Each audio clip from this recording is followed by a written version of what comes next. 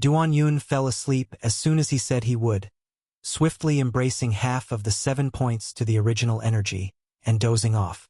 During this nap, he slept deeply, constantly feeling as if he was resting amidst softness. From morning until dusk, it wasn't until the carriage wheel rolled over a stone, causing quite a bump, that Duan Yun gradually woke. The first thing he saw was a piece of fabric with alternating black and white colors. The next moment, Duan Yun realized why his sleep felt so soft. Was this Lung Yiming's leg?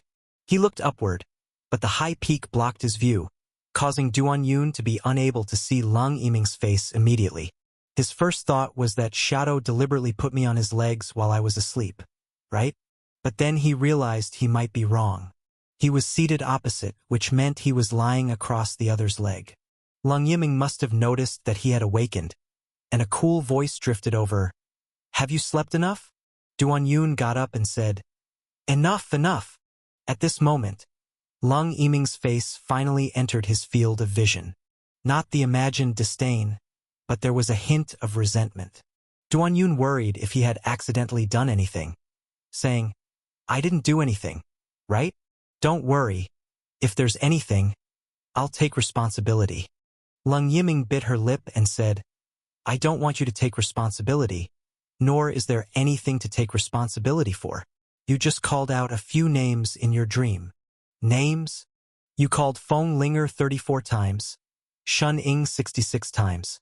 I thought they were tricking me before, but turns out you are indeed close with them," Lung Yiming said coldly. "We've spent a lot of time together." "Oh yes, they still owe me silver," Duan Yun replied. He didn't know why sleeping and feeling like soft clouds would make him call out women's names. Could it be that spending too much time with the Murong brothers made him behave strangely? The responsibility lies entirely with the Murong brothers. Lung Yiming seemed to completely ignore his explanation and said, "But I really can't understand why you called a Ming Xing 365 times. She must owe you a lot of money."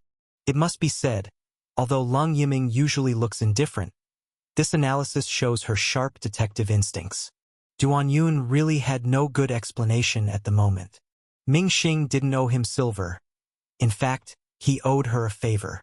However, at this point, instead of feeling bothered, Duan Yun felt relieved. He recited their names because they are masters. Feng Linger swordsmanship is quite feminine yet very stylish. Shen Ying's 9 death silkworm skills he has long coveted, and Ming Xing, she's special. Not only is he interested in her Mingyu divine skill, but he has always wanted to fight her again, to defeat her and regain his dignity. How could old demon Duan, young hero Duan, be one woman short? Clearly, Lung Yiming didn't know any of this and said, "Stop the carriage." When the carriage stopped, Lung Yiming stood up and got off. Duan Yun couldn't help but poke his head out to watch, only to be chided by Lung Yiming. "Peeking at someone's convenience, you pervert?" So downcast. She had been Duan Yun's pillow for most of the day, which is quite natural. Only then did Duan Yun realize and retracted his head. Being scolded as downcast by Shadow, this time he really seemed to be downcast. Who could understand such a feeling? It's not true to say Lung Yiming wasn't angry, for in her heart, Duan Yun seemed to have forgotten both her and her sister, especially with someone he constantly remembered. But the recent events told her that this old demon forgets a lot of women, beyond just names. Women always compare and compete in certain areas which can invoke anger. Sitting in the compartment, Duan Yun thought about the maple tree on the cliff outside the window, involuntarily recalling that soft experience from his nap. This time he slept deeply and comfortably, rare comfort. Lung Yiming offered him a sense of inclusion. Yes, it was this sense of inclusion that made him feel soft and comfortable enough to sleep so long. And at that moment, his gaze fell upon the characters sandwiched in the sutra, and suddenly, an epiphany struck him. He understood. He knew how to read those sentences. These few pictographs were like sturdy men, seemingly stiff, yet critical, impossible to erase. What he needed to do was to include these words with the sentences before and after. In that instant, the pictographs seemed to come alive, becoming as resilient as iron, while the words before and after them felt like Lung Yiming's leg, including them softly. Qi realm, old roots intertwining, heart essence source flow, heart. This time, Duan Yun found everything connected, his internal breath flowing with the sentences. All of a sudden, he felt a surge of energy. An upward surge of energy. Returning essence Qi? Duan Yun wondered. For a moment, Duan Yun felt an urge to move upward. Thus, he no longer suppressed the urge, letting the Qi circulate and shouted, "Charge! Charge fiercely! Charge ruthlessly!" Only to see Duan Yun swing his hands to the side. A stream of invisible gas immediately soared skywards, puncturing straight through the carriage top. This surge was no small phenomenon. The rush was akin to an exhilarating ascent. Thus, Duan Yun couldn't help but shout, "Continue!"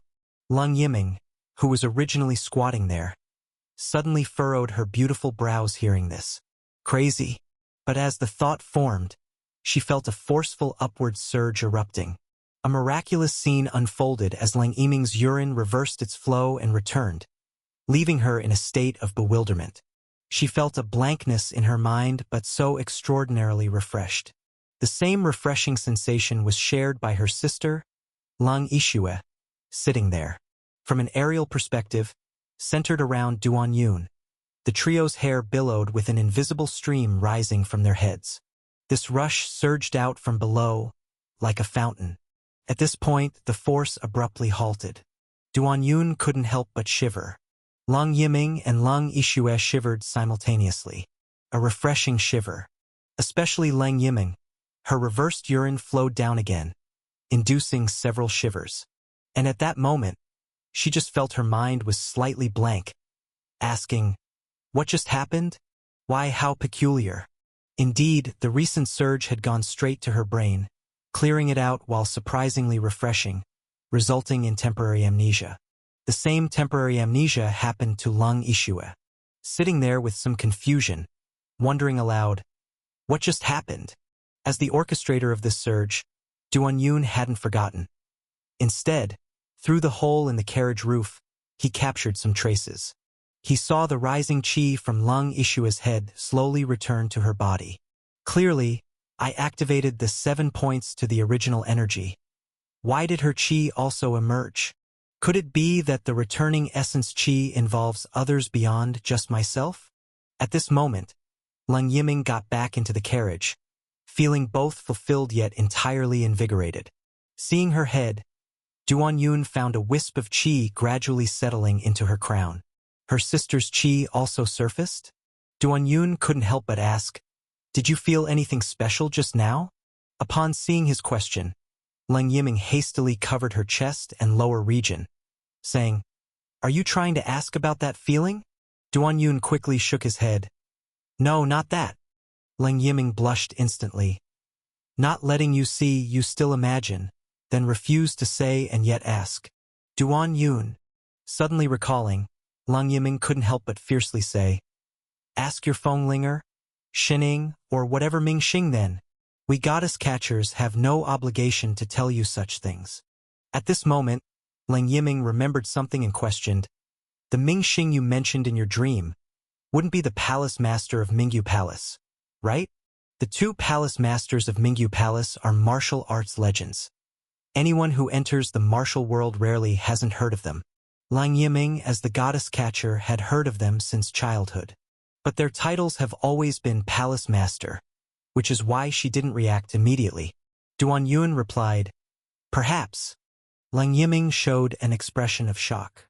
Old demon Duan truly seems demonic, even aiming to meddle with the martial world's legendary second palace master? Seeing Lung Yiming's expression, Duan Yun realized she misunderstood again and quickly said, "It's not what you think. Dare to think but afraid to admit. Calling yourself a big hero," Lung Yiming said. Duan Yun said, "Where did I refuse to admit?" Feeling a bit sour, Lung Yiming couldn't help but remark, "Even if you want to, it's useless. A red gate is a red gate. A wooden gate remains a wooden gate." Young hero really overthinks. In truth, she wanted to say, "You are an old demon, intending to play with goddess catcher? Fine, but also wanting to toy with the Mingyu Palace's second palace master? The three of Duanyun headed north, and it wasn't until a heavy rain came that Lang Yiming looked at the hole in the top of the carriage in surprise and said, "How is there a hole here?" She looked at the hole in the carriage thoughtfully, only feeling like something hard had forcibly burst through. What kind of thing burst through? Duanyun pretended to be ignorant, but Lang Yiming couldn't help but look at his fingers thoughtfully. Duanyun's fingers are truly getting more powerful. Lang Yiming clamped her legs tightly and sighed inwardly. If it's not the fingers, then what else could it be? Thinking this, she then glanced downward at Duanyun's crotch. The roads in Qingzhou weren't easy to navigate, and the area where Su Lizzie was located was even more remote. After traveling non-stop for 3 days, the three of them sat at a tea house by the roadside to rest and drink tea. During these 3 days and 2 nights, it was the elder sister who was driving the carriage, so Lung Yishue seemed a bit tired. The tea house was built by the roadside, and because the road wasn't wide, half of it was extended out with wooden stakes on the cliffside. But the stakes weren't stable, and when people sat inside, even a small movement would make the stakes wobble lightly. Through the gaps in the wooden stakes underfoot, one could vaguely see the bottomless cliff below, with layers of mist rising. Indeed, the view here while drinking tea was quite nice, with the mountains and mists resembling fairy-like landscapes. However, it was also quite thrilling, as the gentle tremors of the stakes gave off the illusion that one might accidentally fall off the cliff. And it was at this moment that 3 overweight women arrived. 3 fat women, fat like meat tanks with layers of flesh all over.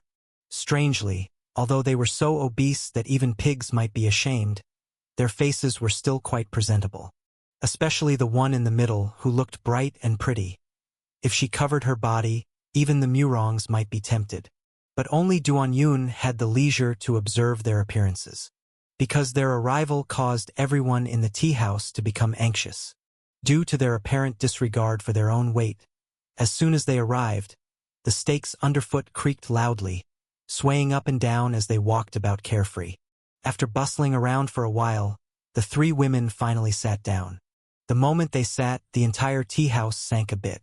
The stakes, already not snugly fit together, suddenly bore a weight they weren't meant to support, becoming even more precarious and alarming. Most of the guests couldn't withstand the pressure and slipped out. The tea house owner hurried over and said tactfully, "Ladies, there's a nice seat outside. Please come this way."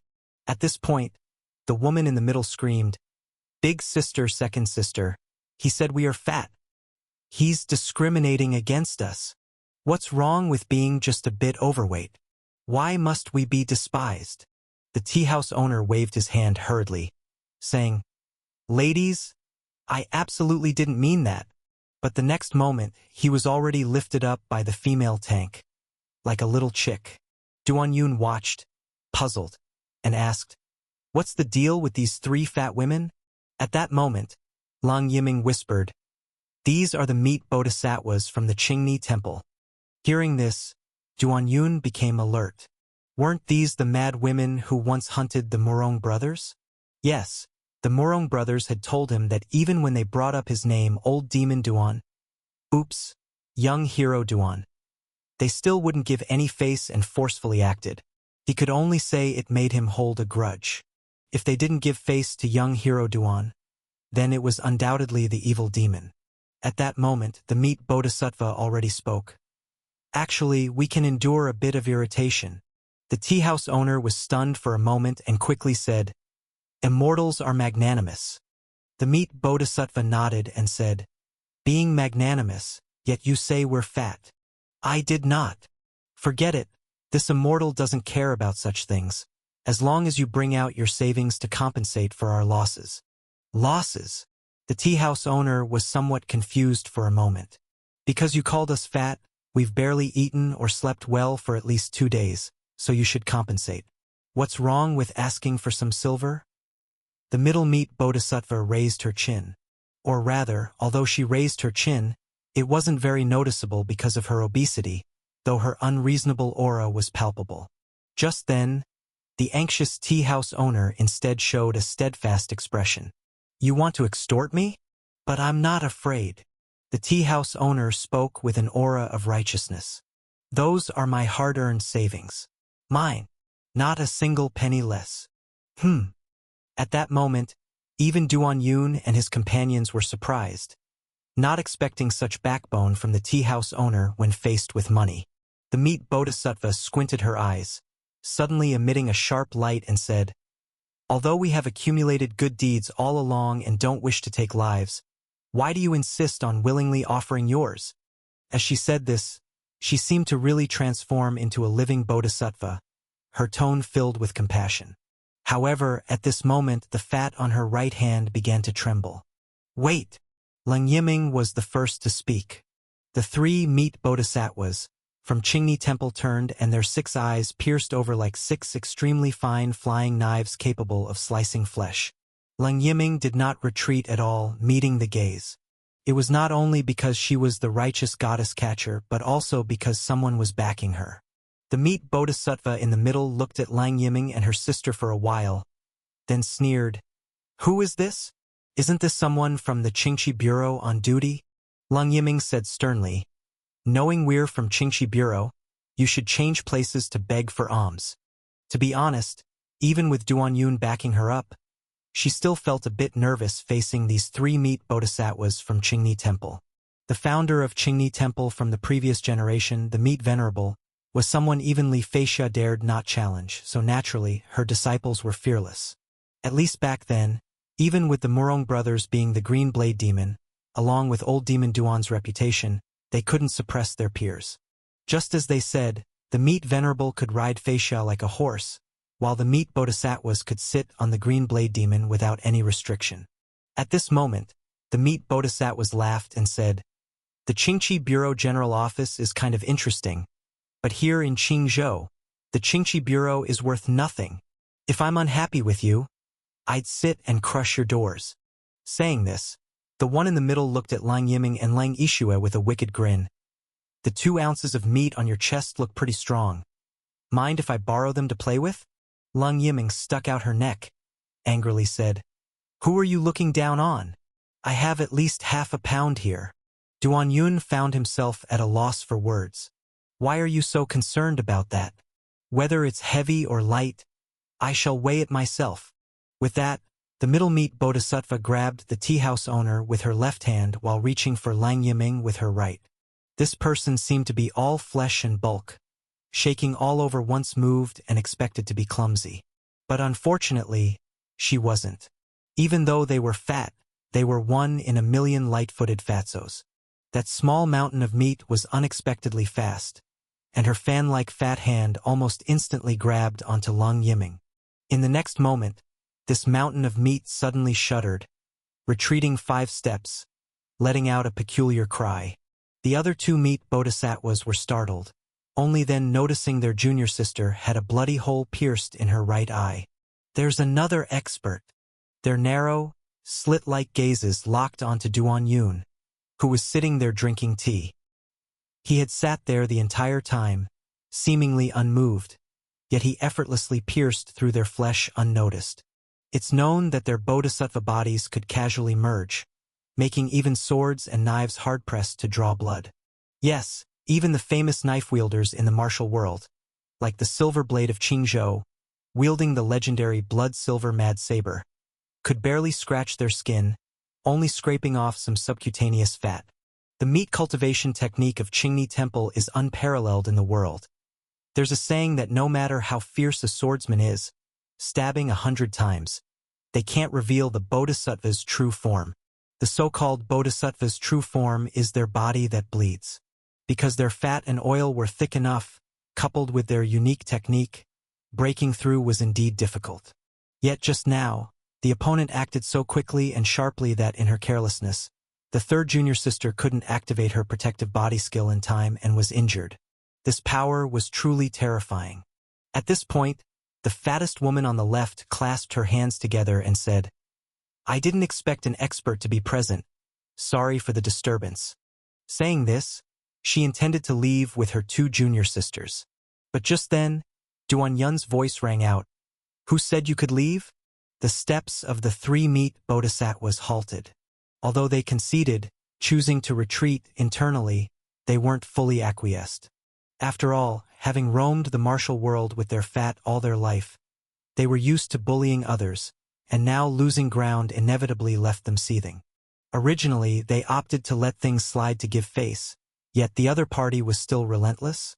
The senior meat bodhisattva said, "Sir, your means are impressive, but we do not fear you." Duan Yun raised an eyebrow. "If you're not afraid, then come here and meet your death." The other two meat bodhisattvas were about to step forward, preparing to use the meat mountain pressing technique. Yes, if they were to fall together, crushing this tea house, then leaping off the cliff together, the chances of their survival would increase. After all, their body fat wasn't only for looking blooming as flowers. At this moment, the senior meat bodhisattva stopped them and said to Duan Yun, "Do you intend to become adversaries with Qingni Temple?"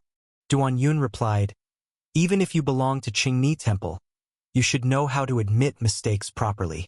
"Senior, you are right." The meat bodhisattva turned around, picked up a teapot, and respectfully poured Duan Yun a cup of tea, respectfully saying, "Senior, please have some tea."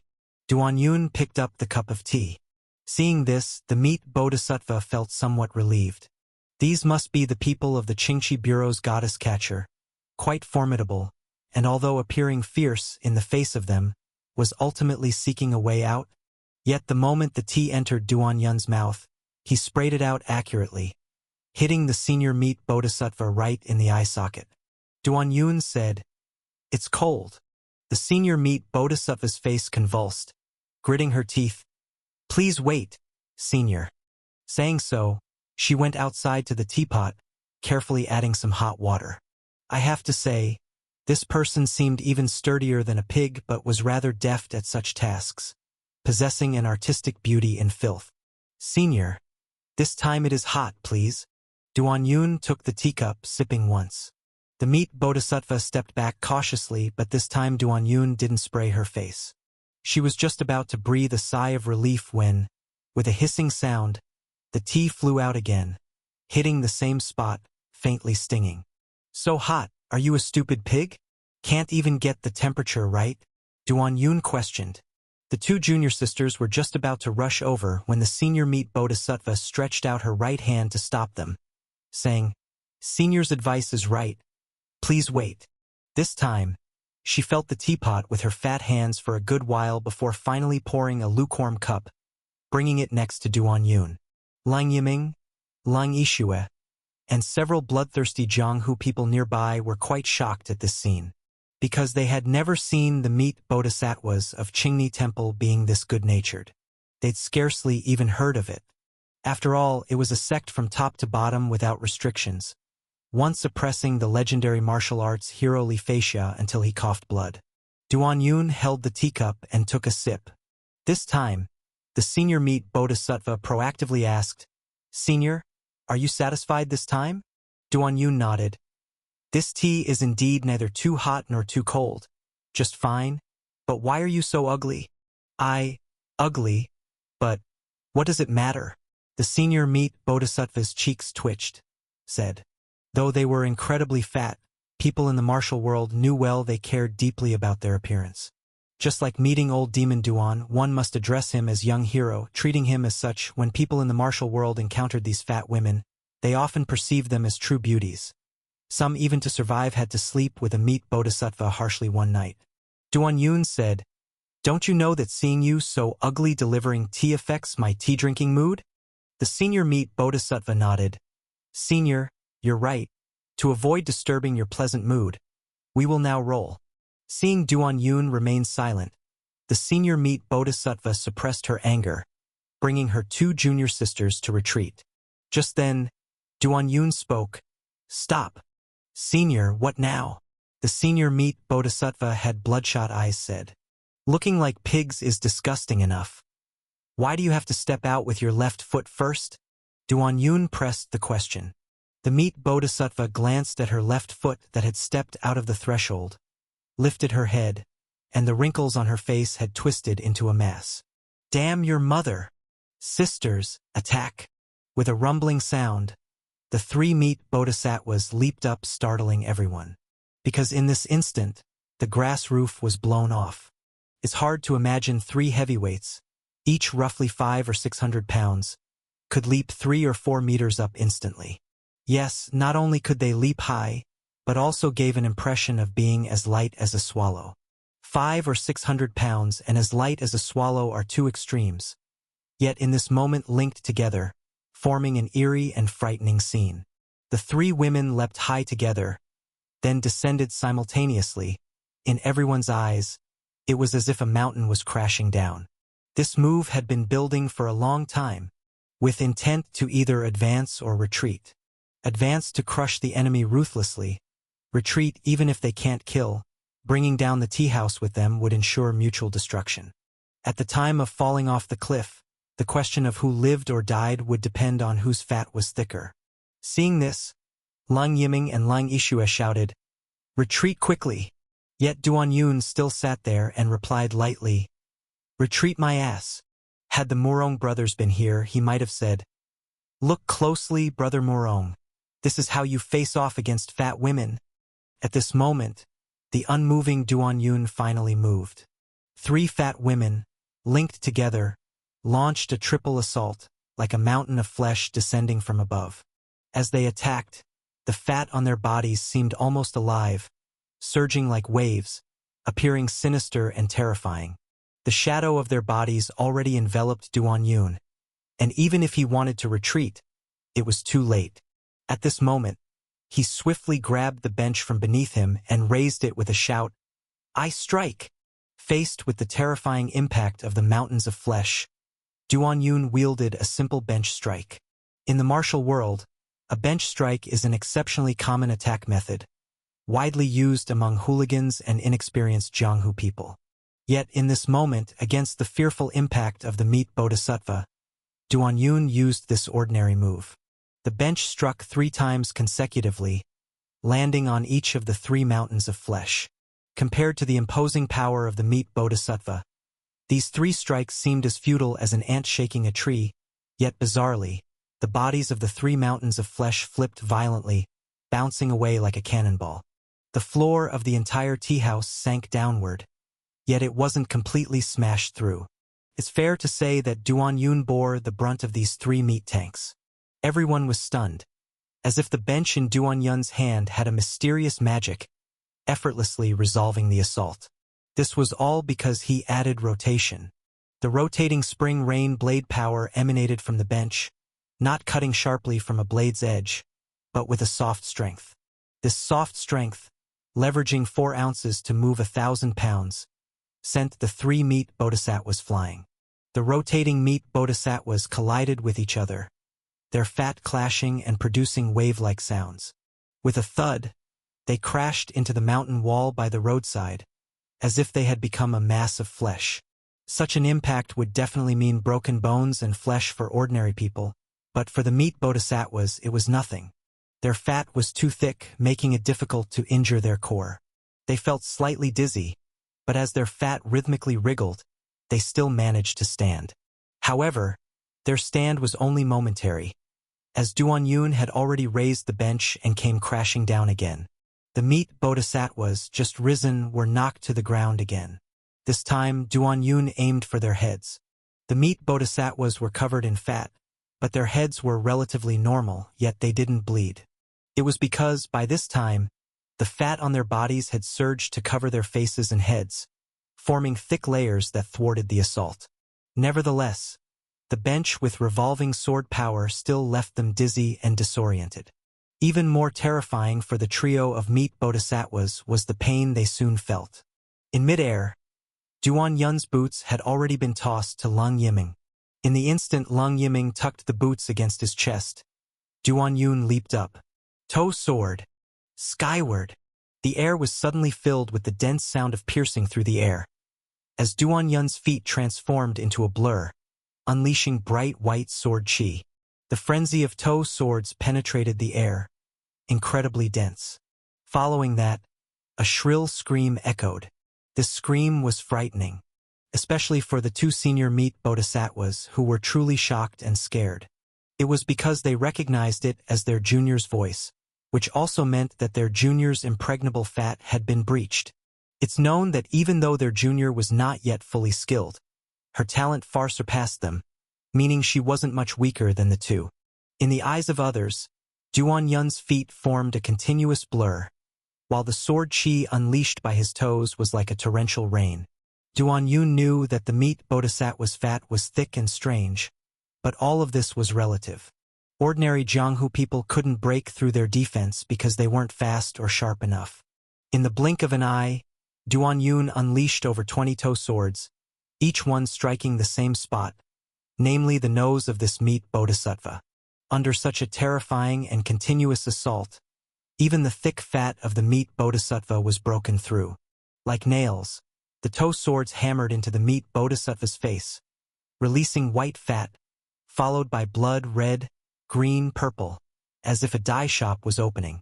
The other two meat bodhisattvas had swiftly climbed up, their fat hands writhing like old tree roots forming fat strips, smashing towards Duan Yun's back.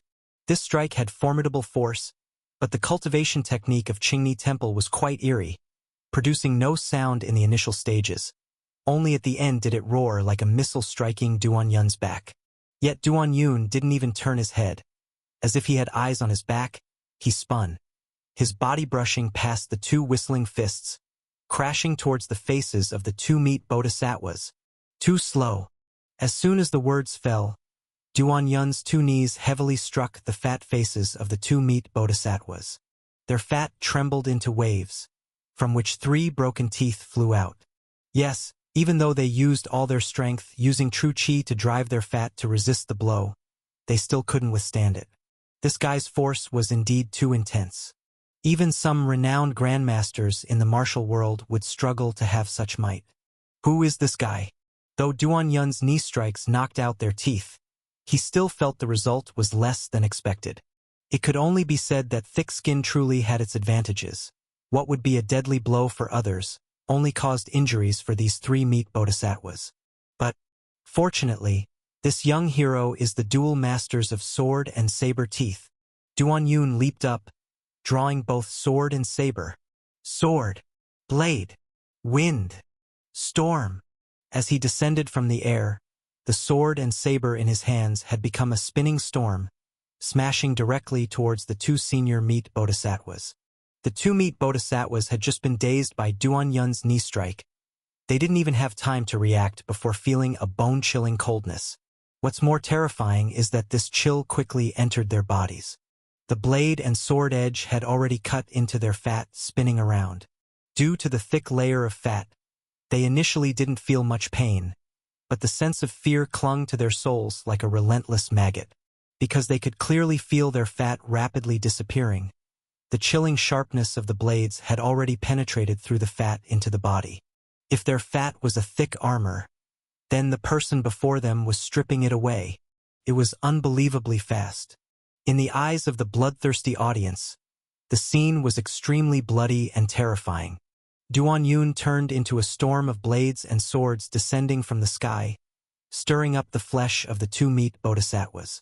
But what he spilled was not seawater, but fat. The fat from the bodhisattvas' bodies sprayed out like a violent tempest.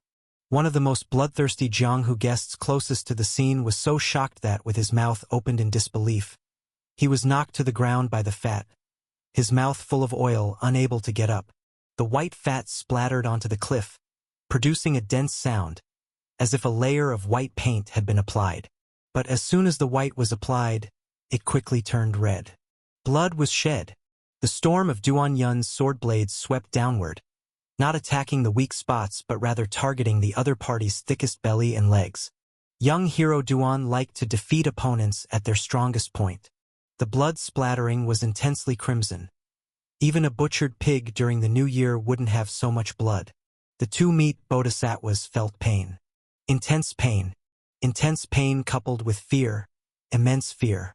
Human fear lies in the disappearance of life and the unknown. And now the thickest places of fat on the 2 meat bodhisattvas had been sliced into a mess, making them even more vulnerable than a clay bodhisattva crossing the river. They had never encountered such a situation, hence their fear. Yes, during their travels in the martial world, Few dared to provoke them, and those who dared had abilities. Like some occasional grandmasters from different sects would give them a lesson or two. But as long as they resolutely defended, the opponent could defeat them but not kill them. Or it would take a great deal of effort even for a grandmaster to kill them. Plus, considering the reputation of Qingni Temple, neither the righteous nor the demon Dao would threaten their lives. But this time, the situation was completely different. The other party's blades and swords were too fast. In the world of martial arts, speed is unbreakable. Their fat could withstand hundreds or even thousands of cuts. But what about someone who could turn into a storm of blades and swords? In just a short period, they had endured 1,000 cuts and their thickest fat had been entirely scraped away, leaving only life. No way this person truly dared to kill them, right? They were the bodhisattvas of Qingni Temple, who would dare. But as this thought came up, the two meat bodhisattvas could already see their fatty legs. They rarely saw their own legs, as their bellies were so fat and layered with folds, making it impossible to see the legs. But now they could see them not only because their belly fat had been cleaved away, slimming them down, but also because their upper bodies had detached from their lower bodies. The fierce blade and sword chi slashed horizontally, cutting open the last pieces of skin and fat. As a result, the upper and lower bodies of the two meat bodhisattvas were separated. The upper half lay on the ground while the lower half remained standing there. This truly had a touch of the ruined clay bodhisattva in a worn temple. This scene was undoubtedly horrifying. Because the meat bodhisattvas were so fat, they looked even more intimidating than the clay statues in a temple. But who would have thought that a person with a sword and a knife could slice them into two? The two meat bodhisattvas were cut into 4 pieces, with blood and fat mixing, nearly blocking the mountain path. This is the price for the evil demons not giving young hero Duan face. This is the price for the evil demons daring to lay hands on the Murong brothers under his protection. The last remaining meat bodhisattva junior sister, upon witnessing this, lost all will to fight, trembling from both legs, her massive body leaping up and fluttering up the cliff like a swallow to escape upwards. Where do you think you're running to? In the next moment, Duan Yun's body turned into an afterimage, chasing after her. The cliff on one side of the path was steep and quickly shrouded in mountain mist. At this point, the figures of the two had already plunged into the mist, making it impossible to see clearly. Initially, the mist was very calm and showed little change. The bloodthirsty audience looked up, only able to see the vast white mist. The next moment, the person at the front suddenly let out a weird cry, because crimson suddenly fell from above. Crimson blood mixed with white fat, resembling scattered snow. Immediately afterwards, 2 heavy fat legs fell from the mist, smashing the solid ground. Each fat leg was probably over 100 pounds. Soon after, Duan Yun emerged from the mist, a terrifying figure, because he was holding the hair of the escaping meat bodhisattva, dragging the legless body down from above. Looking from here, he resembled a fiend emerging from hell.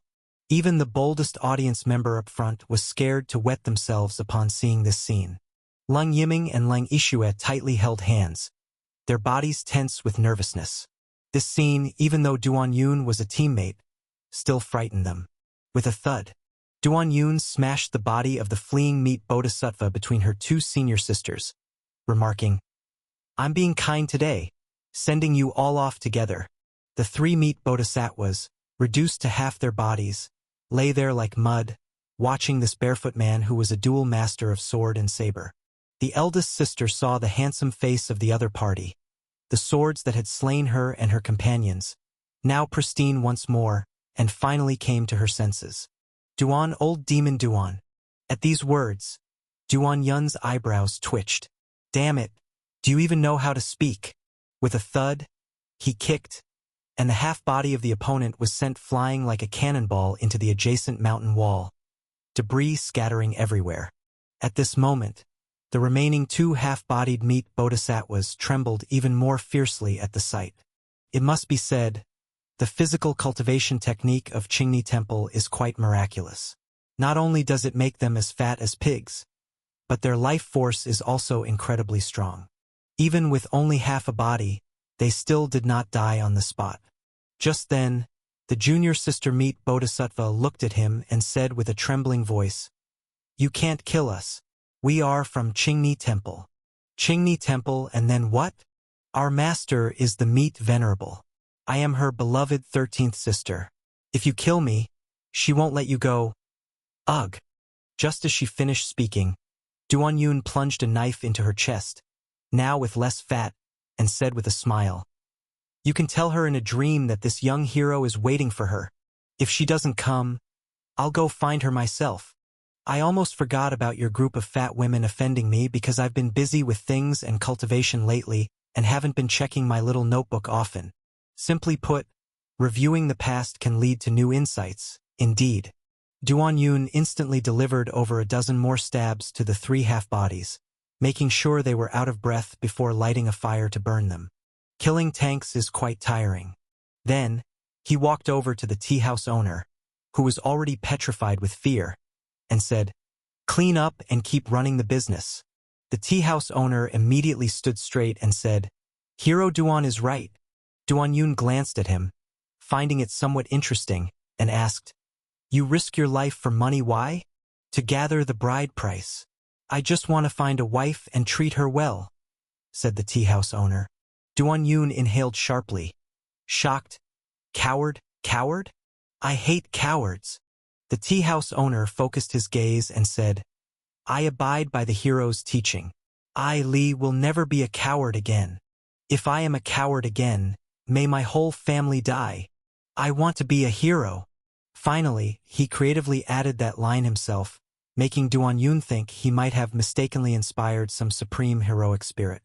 Duan tossed a piece of silver to the man, both paying for the tea and compensating for the broken chairs. He walked over to the 2 sisters who were still in a daze, snapped his fingers and said, "Get going." The young hero came lightly and left just as lightly, leaving only the lives of 3 meat bodhisattvas behind. The tea house owner looked at the piece of silver in his hand thoughtfully and suddenly shouted, "I want to be a hero." This time it was genuinely from the heart, not just for survival. Indeed, he suddenly didn't want to marry a woman anymore. He really didn't want to be the coward that Hero Duan despised. On the contrary, he wanted to be a hero. Anything the hero disapproves of must be wrong, and anything the hero approves of must be right. If, during one's lifetime, one could have even a fraction of the spirit of young hero Duan, who kills gods when he meets them and slays Buddhas when he encounters them, what an incredible life it would be. The tea house owner, Li Shaosan, suddenly remembered that when he was a child in open-crotch pants, a beggar once told him that his bones were extraordinary and even tried to sell him a secret manual. Although decades have passed, one's essence doesn't change much. I truly have unique bones, a once-in-a-lifetime cultivation prodigy. I want to be a hero. Duan left with the 2 goddess catchers, leaving behind only a heap of urgently needed cleaning of grease and dirty blood, and the rumors that the goddess catcher sisters were indeed Star Fury. Every day, the martial world is filled with scenes of hacking and slashing, but such exhilarating events are rare. Among the 10 or so bloodthirsty spectators present, except for the one hit by the grease flung out by the meat bodhisattva, everyone else was secretly admiring. They feared that they would never witness a pig slaughter like this again in their lifetime. Frost, white frost. Even by noon, the roof of the carriage was still covered with white frost, because they were already very close to the snow mountain. By the time they reached here, the cold wind howled past like a knife cut, with no traces of summer in sight. And it was at this point that Duan and the 2 others finally arrived at their destination, Gannan Town. A small town beneath a snow mountain, a town where snow leopards can be seen. Gannan Town, located at the foot of the snow mountain, wasn't a vast expanse of white. The snow mountain was very high and broad, with forests stretching up to the mid-mountains before becoming clad in silver and white. Contrary to what one might imagine, Gannan Town was not desolate.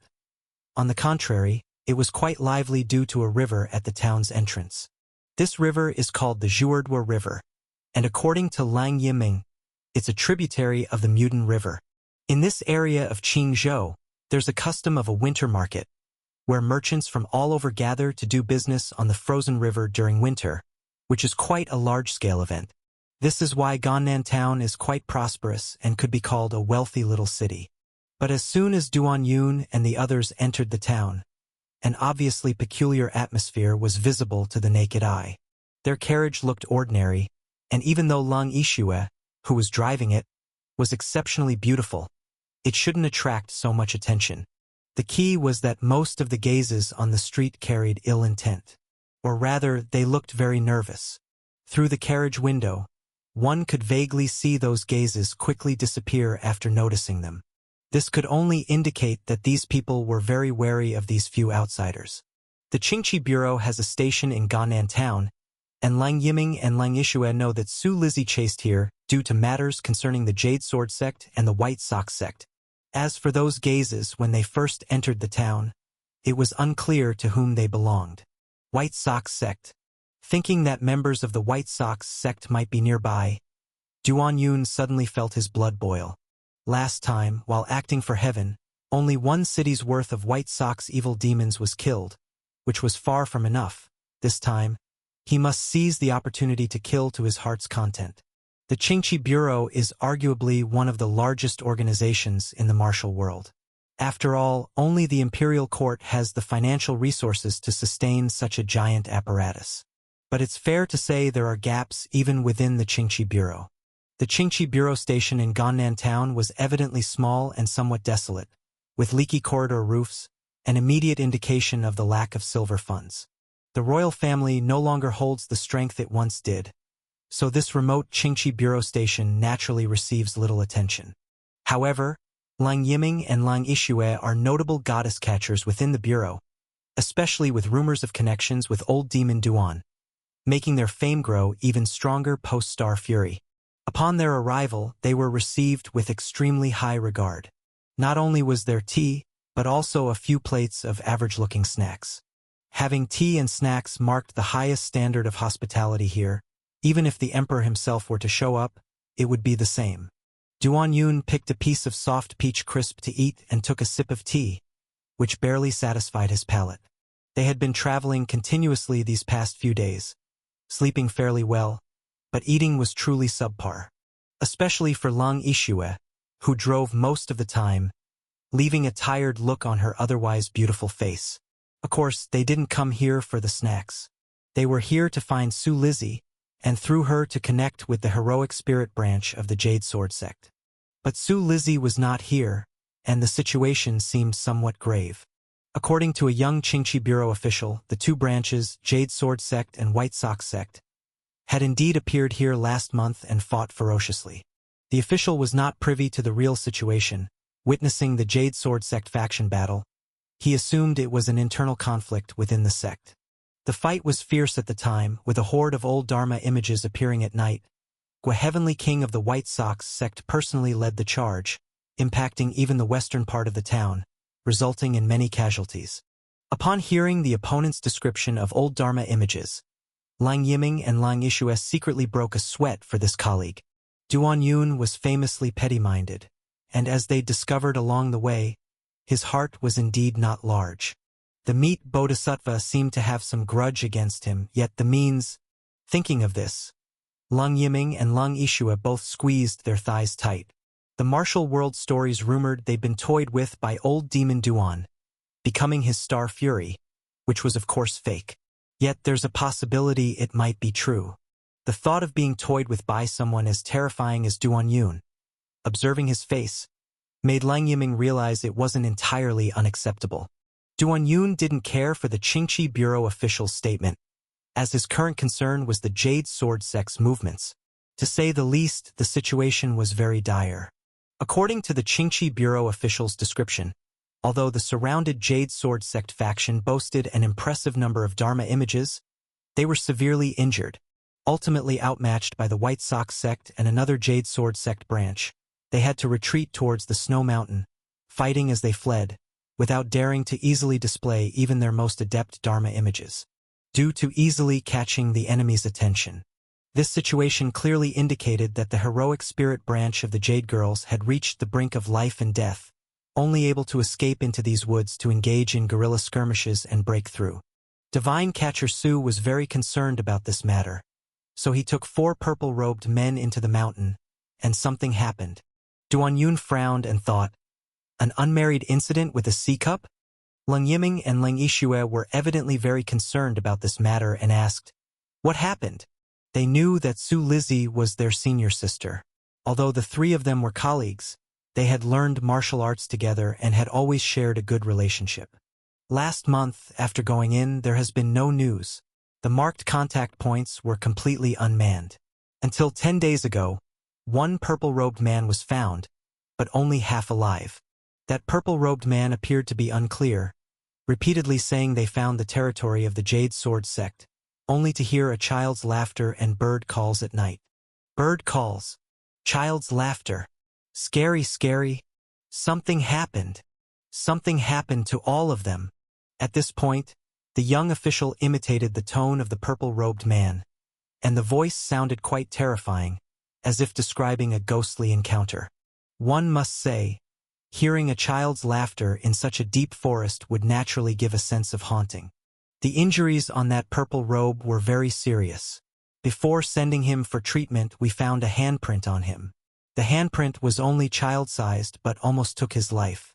Do you think Divine Catcher Su and the others really encountered ghosts? The young official said with a face full of anxiety. In the mountains by the Jourdua River, ghost stories were never scarce. Bird call? Child's handprint? Ghost. Duan Yun thought to himself. Leng Yiming, worried about Su Lizzie's safety, said, is there a relatively clear route? We need to enter the mountain immediately. The young official quickly shook his head, saying, Miss Meng, you can't enter the mountain now. Every year around this time, the cold miasma appears in by May Mountain. Although it came a few days late this year, it started 4 days ago. Walking inside would lead to death. Leng Yiming and Leng Yixue had been to many places, but they had never been to Qingzhou, thus unaware of some local conditions. According to this colleague's statement, this cold miasma is both a poisonous fog and a cold current. Once it appears, don't think about entering the mountain again. Duan Yun said, I'll go. Leng Yiming said, the mountains are vast. How will you go? Duan Yun responded, finding people isn't my expertise, but those who went to the mountain include not just the Jade Sword sect, but also the White Sox sect. With so many people in the mountain, it shouldn't be too hard to find traces of them. Leng Yiming still didn't give up and asked a colleague, even the anti-miasma pill won't work? The young colleague shook his head. He couldn't figure out Duan Yun's identity or his relationship with the 2 divine catchers, leaving him unsure of what to say. However, he was truly enthusiastic and said, this gentleman, don't think about crossing the cold miasma. It'll be deadly. Duan Yun said, thanks for the warning. I'm not afraid. I have innate divine power. Until Duan Yun and the Lang sisters left, the young official from the Qingqi Bureau still didn't understand the relationship between innate divine power and crossing the cold miasma. At least say you're immune to all poisons. It's only to say that by May Mountain's cold miasma specializes in treating the disobedient. Previously, several people known for being immune to all poisons tried to cross it, but they all died there, and 2 of them were quite famous. The Snow Mountain, a vast expanse of white snow. The greenery at the foot of the mountain had vanished by the time you reached halfway up. Duan Yun's deduction was correct because there had been quite a few people who entered the mountain before, and inevitably there would be traces left here. Despite the terrifying cold miasma in the rumors, Leng Yiming and Leng Yixue still followed along. They brought anti-miasma pills, believing that even if unsuccessful, they had to try to find peace of mind. And the cold miasma mentioned by the Qingqi Bureau official was now close at hand. The cold miasma was not difficult to find, as it spread across the mountains, looking like a light blue mist. Seeing this, Duan Yun advised, don't try it. Miss Meng and Miss Xue have already done me a great favor by bringing me here. Hearing the titles Miss Meng and Miss Xue, Leng Yiming and Leng Yixue no longer hesitated, each swallowing a Jiangzhong sect specialty anti-miasma pill before heading inside. But it was not long before they came back out. It can only be said that the Jiangzhong sect's anti-miasma pill is one of the best antidotes for toxic miasmas in the martial world. Yet it couldn't handle this cold miasma, because this cold miasma isn't just poisonous. It's cold. Once inside, the cold air feels tangible, like flowing ice penetrating the skin and pores. Even when Lang Yiming and Lang Yixue used their inner breath to resist, they quickly became overwhelmed by the cold. Yes, this cold wasn't the typical winter chill, but one that penetrated the flesh and internal organs, freezing from the inside out. Duan Yun promptly infused a relatively warm heroic spirit's true qi into their bodies, and they gradually returned to normal. At this point, it was truly impossible to proceed. Yet, watching Duan Yun stand there, the two sisters seemed reluctant to leave. In front of the vast snowy mountain, it truly resembled a scene of a husband setting off on a journey with his wife seeing him off. Duan Yun looked at the two and said, "Be careful on your way back." Lang Yiming nodded and said, "Understood." Afterward, Duan Yun entered the cold miasma and vanished from sight. In fact, he did not leave immediately. Lang Yiming and Lang Yixue stood there, gazing in the direction he exited, not leaving right away. They lingered for a while before reluctantly turning to leave. Only then did Duan Yun resume his journey. Enveloped by the cold miasma, he felt a trace of warmth. Despite their aloofness, these two divine catchers truly cared for him. One must say this cold miasma was extraordinary. Even with his strong inner breath constantly circulating, he still felt piercing cold. However, Duan Yun's heart felt warm. The pale blue mist-like miasma seemed alive as it constantly tried to invade his body. Duan Yun couldn't help but recall the Red House elder he slain in Lu Mansion, Fenglin Town, whose blood and insects were one. This cold miasma was somewhat similar, though Duan Yun sensed no life within it. Then, Duan Yun simply unleashed breaking body sword energy. Fine threads of sword qi protruded through his pores, intersecting with the toxic miasma as if exterminating insects. Vibration rippled across the frost on Duan Yun's body, and the cold sensation diminished significantly. After an hour's walk, the cold miasma was behind him. Compared to the vast mountain, this cold miasma wasn't wide but acted as a barrier, dividing by May Mountain. Standing here, he could see the snow-laden expanse ahead, where blackened tree trunks pierced through endless white and mirrored blue glaciers. Following the traces left by previous climbers, Duan Yun reached this point. Though the mountain was filled with cold miasma, he was fortunate it hadn't snowed.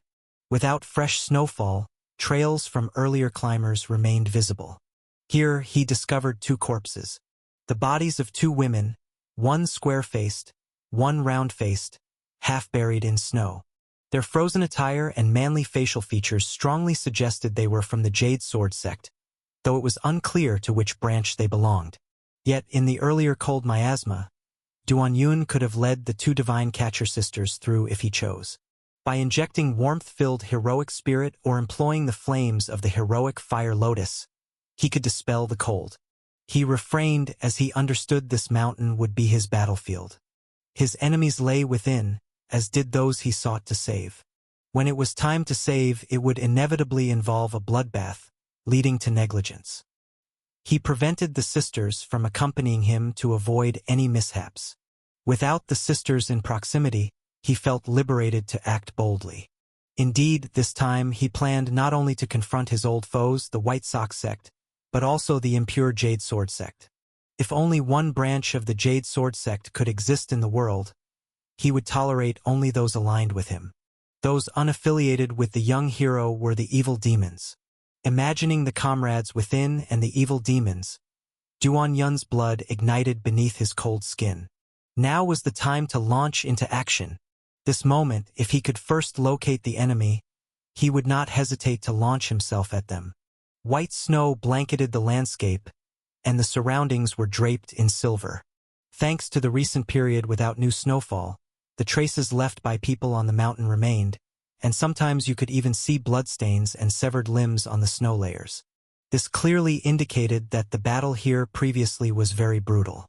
Through the footprints, Duan Yun could deduce the martial arts skills of these individuals. The shallower the steps, the better their light body skills. At night, Duan-Yun ventured deep into Bai Mei Mountain. Earlier, from a high vantage point, he could occasionally see some greenery at the mountain's base. But here it was no longer visible. Even at night, the forest wasn't completely dark. The moonlight spilled onto the snow, rendering it a silvery white. The only color differing from the white surroundings was the black of the large tree trunks. Occasionally, a few flying birds became the rare moving scenery. The forest immersed in deathly silence as Duan-Yun walked, producing a rustling sound. Though he now could walk without leaving a trace in the snow, he chose not to, as only the sound of his own footsteps could break the cold stillness. The world was silent, yet filled with people. Dead people. Initially, Duan-Yun thought he had taken a wrong turn, because it had been a while since he saw footprints or signs left by people on the ground. Then he encountered numerous corpses in the snow forest. These corpses belonged to both the Jade Sword sect and the White Sox sect. Duan-Yun recognized them solely because of the legs still wearing white socks in the snow. Legs without bodies. These legs in white socks were long frozen by the snow, standing there, looking quite eerie. At a glance, many trees had collapsed, with close to 100 corpses scattered around. This illustrated that a fierce battle had taken place here. Under the moonlight, these bodies, many incomplete, still bore clear expressions due to the cold. One might say, under the moonlight, they appeared as if still alive, just missing limbs and frozen, eerily. In such a snow forest, the sole living person, even Duan-Yun, felt a sense of eerie foreboding. After walking for about the time it takes to brew 2 cups of tea, the heap of corpses was behind him.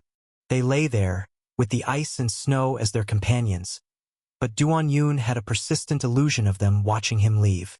In this environment, Duan-Yun recalled the rumors he had heard earlier at the Qingqi Bureau. Su Lizzie and the others might also have been in a similar snow forest, on a similar moonlit night, when they suddenly heard children's laughter and bird calls, then faced catastrophe. An official from the Qingqi Bureau believed they had encountered a ghost. Duan-Yun didn't have much faith in ghosts, but in this scenario, he couldn't help but wonder. The dilapidated snow forest, full of incomplete corpses and the rigid legs in white socks, was truly a scene from hell. However, passing that section, the density of corpses decreased. They could be seen occasionally, but not as densely as before. Yet, the sudden bird calls during the night still provided a spine-chilling sensation. Corpses were still ahead, and Duan-Yun couldn't help but take a closer look. Among the corpses, there was often a difference. People are usually less appealing dead than alive, but if someone was attractive before death, they could make a stunning corpse. What Duan-Yun saw now was a glamorous corpse dressed in pale yellow. This woman was a beauty in life, and even in death, she appeared vivid. She lay there, lifeless, yet amidst the ice and snow, she resembled the most exquisite ice sculpture, shockingly beautiful. Duan-Yun glanced twice, then continued following the traces on the road. Ahead, the ground was stained dark with blood, and a black bird was pecking at a corpse's head. The bird showed no fear of humans. Even as Duan-Yun approached, it showed no intention of flying away, continuing to peck. It was pecking at the corpse's eye socket, almost having hollowed out an eye. In Duan-Yun's perception, the bird seemed berserk, frantically feeding as if the more it ate, the crazier it became. With a snap, the black bird fell to the side, its head now missing. It was quiet now. Duan-Yun flicked his fingers, continuing forward. He had confirmed the bird had indeed gone mad from eating human flesh, or why else would it dare to eat in front of a young hero? In the next moment, Duan-Yun halted, hairs standing on end. Something evil was afoot, for he spotted the glamorous corpse again. The glamorous corpse in pale yellow lay beside the body whose eyes had just been pecked, exactly the same as before. I've really encountered ghosts, and they've latched onto me? Duan-Yun always remembered this glamorous corpse due to its striking appearance. Including the moment just seen, he had now encountered it 3 times. To see the same corpse at 3 different places, could the corpse have moved itself? Unless someone was playing tricks. Without any hesitation, Duan Yun unleashed a jade sword finger at that glamorous corpse. A white chi sword finger accurately hit its navel, blasting open a bloody hole. From start to finish, the entity did not change. This was conclusive evidence of death. By now, Duan Yun also felt a considerable eeriness. In truth, he bore no prejudice against female ghosts, unless they had been evil demons while alive. He wondered if the spirit relentlessly followed him because it had an unfulfilled wish. This reminded him of the last time he went to Old Mother Mountain and encountered the lion with the child skeleton that guided him. Is it easier for such eerie matters to arise in snow mountains? Judging by the glamorous corpse's attire, without white socks, and dying here, it was highly probable she was from the heroic spirit Jade Maiden Sword sect. So Duan Yun walked over. He looked at the corpse whose belly was just pierced by his shot, and asked, "What's your secret?" Suddenly, he noticed the corpse's hands interlocking, seemingly holding something. "There's something, let me see," Duan Yun said, about to investigate. At that very moment, the corpse that seemed dying with eyes open suddenly flashed with light. This beautiful corpse suddenly sprang up from the ground, legs poised like scissors, clamping towards Duan Yun. Duan Yun was startled, instinctively sensing danger. In his previous battles, he had defeated many grandmasters, including the sect leader from the Thunder God and Mother sect, even withstood maniacs who turned their bodies into weapons. Yet in this moment he felt danger. This was a woman who could clamp people to death. She suddenly tried to clamp him, so he would clamp her back. Heart-to-heart clasp. Since the female corpse was fast and swift in her move, Duan Yun countered with his late twist, managing only to clamp one of her legs. But for the heart-to-heart clasp that could clamp anything in the world, one leg was enough. At the moment Duan Yun's legs clamped her left leg, the ferocious clamp from the female corpse faltered suddenly. Her energy was locked, rendering her immobile. Thus, a scene unfolded in the snow. A woman clamping a man, and a man clamping a woman. The female corpse's clamp was no ordinary one. Even with her energy locked by the heart-to-heart clasp, her right leg still touched Duan Yun's side. The force embedded in it pierced directly into his flesh, bringing a tingling sensation. However, this tingling sensation was dissolved in an instant by the true chi within Duan Yun's body. In the next moment, Duan Yun's heart-to-heart clasp retreated, feet pushed, and sword chi shot out from his toes, aiming straight at the female corpse's face. The female corpse performed a backward somersault while her straight, slender legs kicked upwards, colliding with the toe sword. With two explosive sounds, snowflakes around were blasted away. Duan Yun didn't even have time to catch his breath, as Wenro at his waist was already unsheathed. The blade named Wenro was not gentle at all. Even cruel might describe it better. Facing the female corpse's surprise attack, Duan Yun resolutely launched a counterattack. The swirling spring rain blade power rippled outwards, layer by layer. Even the minute snowflakes falling from the trees were shredded instantly, like mist evaporating. Duan Yun had to admit, this female corpse was not only powerful, but also unbelievably fast. But against his blade techniques, the female corpse was already struggling, and in the blink of an eye, her sparse light yellow robe was shredded by the sword light, leaving several knife marks on her body. "You're using a weapon. That's not honorable," the female corpse suddenly spoke. "Trying to provoke me, huh? Watch my fists." Though knowing it was a taunt, Duan Yun still sheathed his blade and launched his fists as expected. After the initial unexpected surprise attack, Duan Yun had already become adept in dealing with her. This deceitful madwoman excelled at clamping, fist techniques, and leg techniques, clamping with both fists and legs. But did young hero Duan fall behind in fist and leg skills? Their fists collided and became afterimages, the force affecting the snow layers on the nearby pine trees, causing them to fall and explode. Initially, the female corpse was evenly matched with Duan Yun in fist exchanges. She even tried to find an opportunity to counterattack, but after 15 minutes, she had to focus more on defense. She was fast, but her opponent was even faster, especially his fist power. it radiated a scorching heat. This heat penetrated her skin, entering her body, burning fiercely. Burning so much that she wanted to softly moan. "Old lady, you're not strong enough. Fire fist." With a thud, Duan Yun's fist conjured a heroic fire lotus, slamming forward. Humph! The female corpse retracted both fists, guarding the gate, but unable to block the infiltration of fist power. As she was hit and forced to retreat consecutively, her already tattered robe instantly burst into fragments.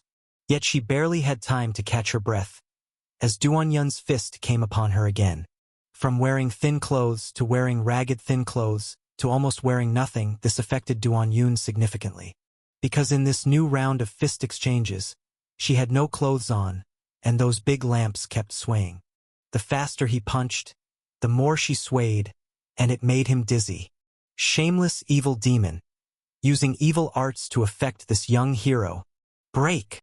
Duan Yun leaped into the air, the shadows of the 16 strange fists forming a continuous stream, fiercely smashing forward.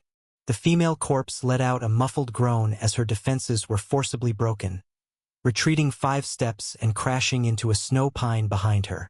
At this moment, she was completely exposed, and old demon Duan's fists entered in quick succession, unleashing a flurry of explosive punches at her dizzying figure. Pa! Pa! Pa! Pa! The snow pine behind the female corpse shattered directly, sending splinters flying. Her chest had already turned a dark blue, swollen with a stinging heat. Seeing Duan Yun's fists still coming as if without pause, the female corpse let out a sharp screech, flipped backward, and swiftly clamped her legs together. Return my mother's life. This move was the same as her first sneak attack on Duan Yun, but this time with greater ferocity. It seemed that, with this screech, all the potential in her body was forced out. This time, Duan Yun did not meet clamp with clamp.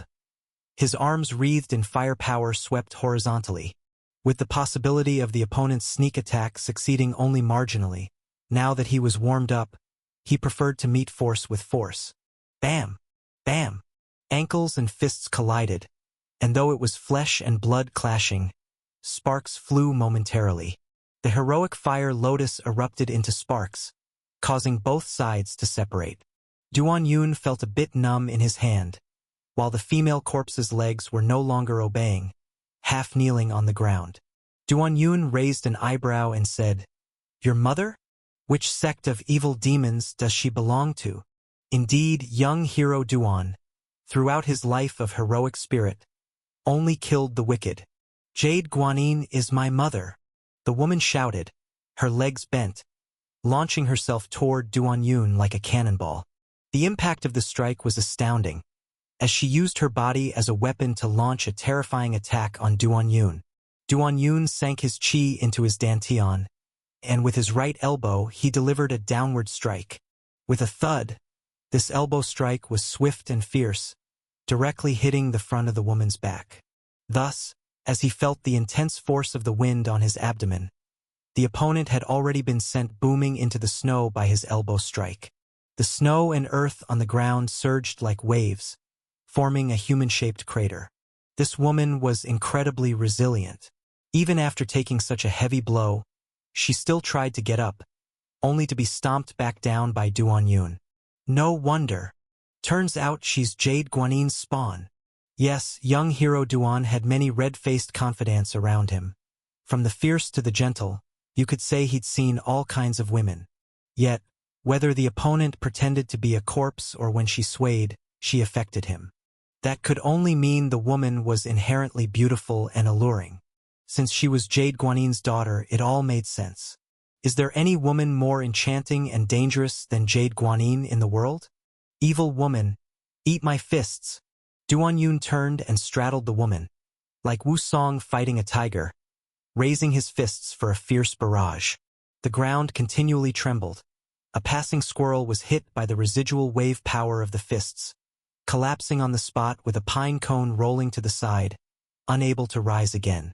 This eldest daughter of Jade Guanin had a very unique body, born with divine strength, and extremely tough inside and out. Strong and resilient. Not only did she withstand Duan Yun's fierce tiger fist, but her acupuncture points could actually shift. Yes, midway, Duan Yun tried to lock her acupuncture points completely, but it had no effect. In the next instant, Duan Yun seized an opportunity. Elbowing towards the woman's jaw, her mouth instinctively opened.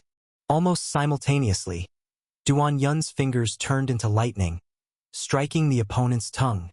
Though it seemed like a finger technique, this strike was actually the Jingzhe sword technique from the 12 layers of spring rain. This strike seemed to hold a magical power.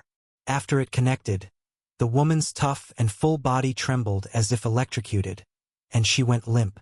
Yes, she could shift her acupuncture points, but moving those on her tongue was a near impossibility.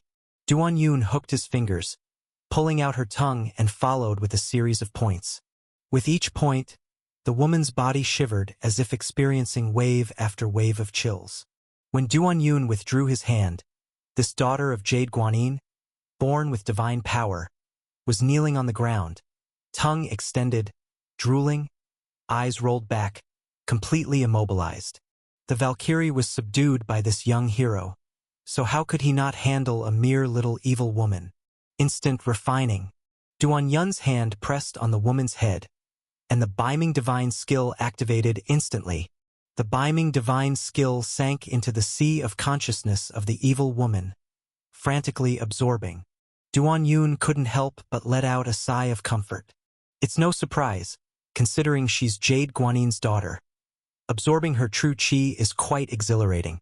Jade Guanyin's daughter, with the golden liquid and jade liquid acupoint on her tongue being tapped by Duan Yun, became extremely sensitive. As a result of this wild absorption, her body sensations peaked, causing countless shivers. As Duan Yun continued to absorb, he slightly furrowed his brow. The true qi from Jade Guanyin's daughter is impressive, but the memories are not as pleasant.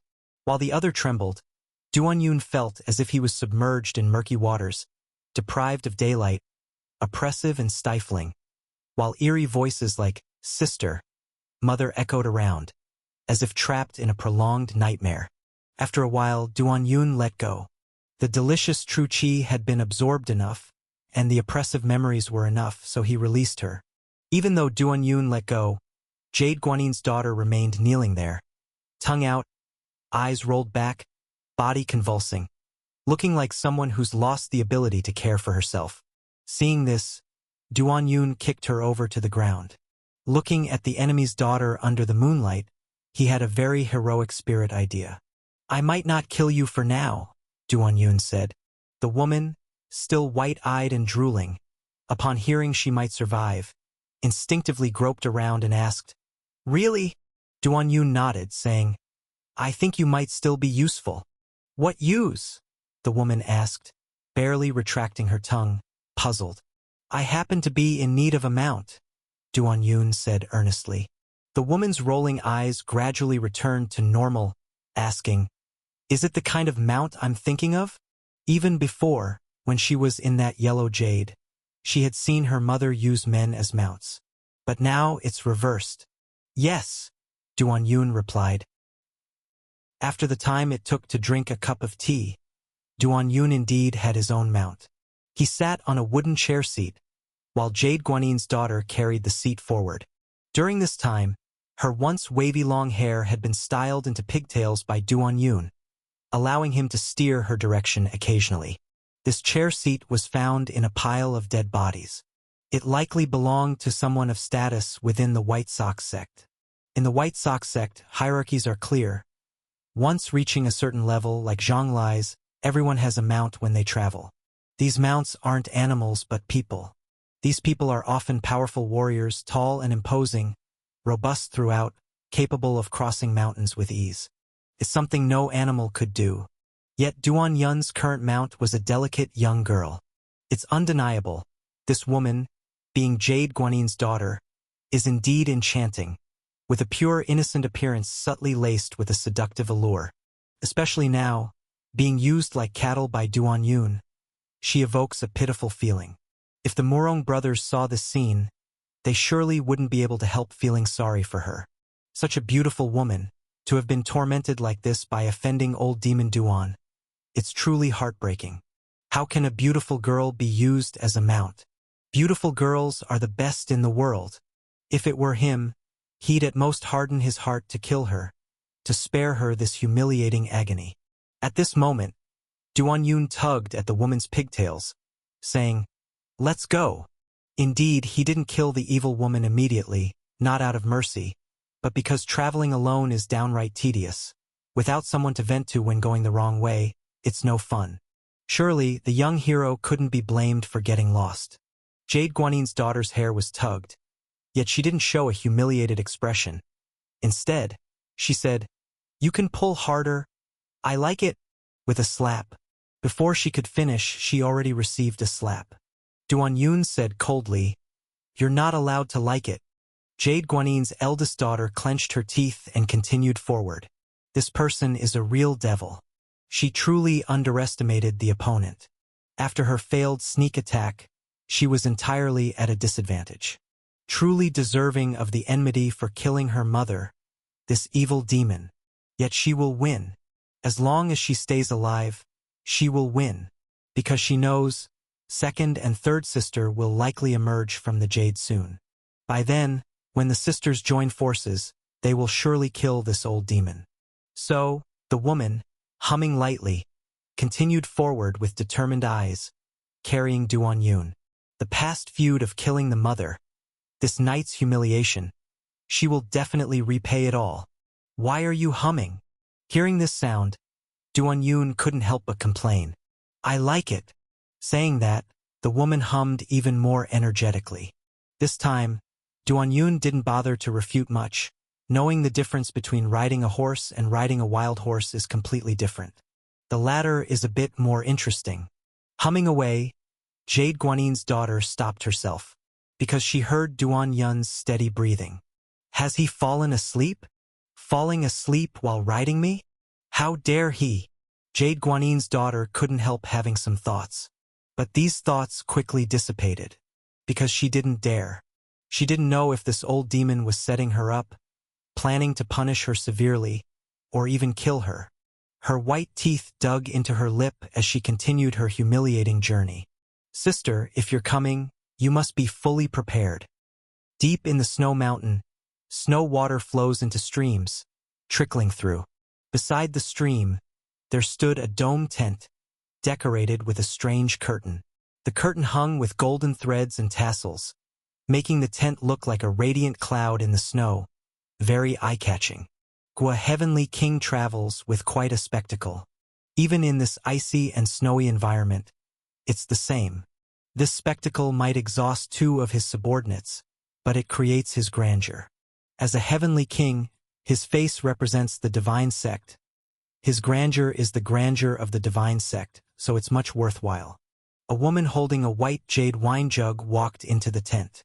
Outside was originally icy and snowy, extremely cold, but upon entering the tent, it was warm like spring. 2 rows of women wearing only thin white socks lined both sides, serving the man playing on the soft blanket. This man was not tall, but upon seeing him, you knew he carried great grandeur.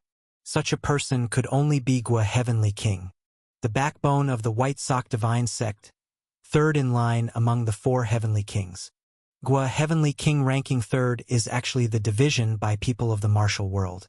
Actually, within the White Sock Divine Sect, each of the 4 Heavenly Kings has their own strengths and audience, so rankings are not fixed. Gua Heavenly King, being relatively young, after cultivating the endless love technique, has more vigor. His momentum has always been promising.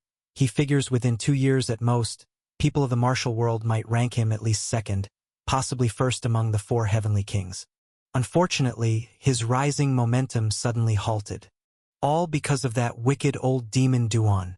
He originally relied on that artificial flood, not to say leading the White Sox sect to conquer U State, but at least be a dominant force in U State's martial arts. But old demon Duan, unable to understand love, led a group of jade girls, and crushed the plans he schemed for years. That was a rare defeat for the White Sock Divine Sect, to the extent that his reputation within the sect decreased instead of rising.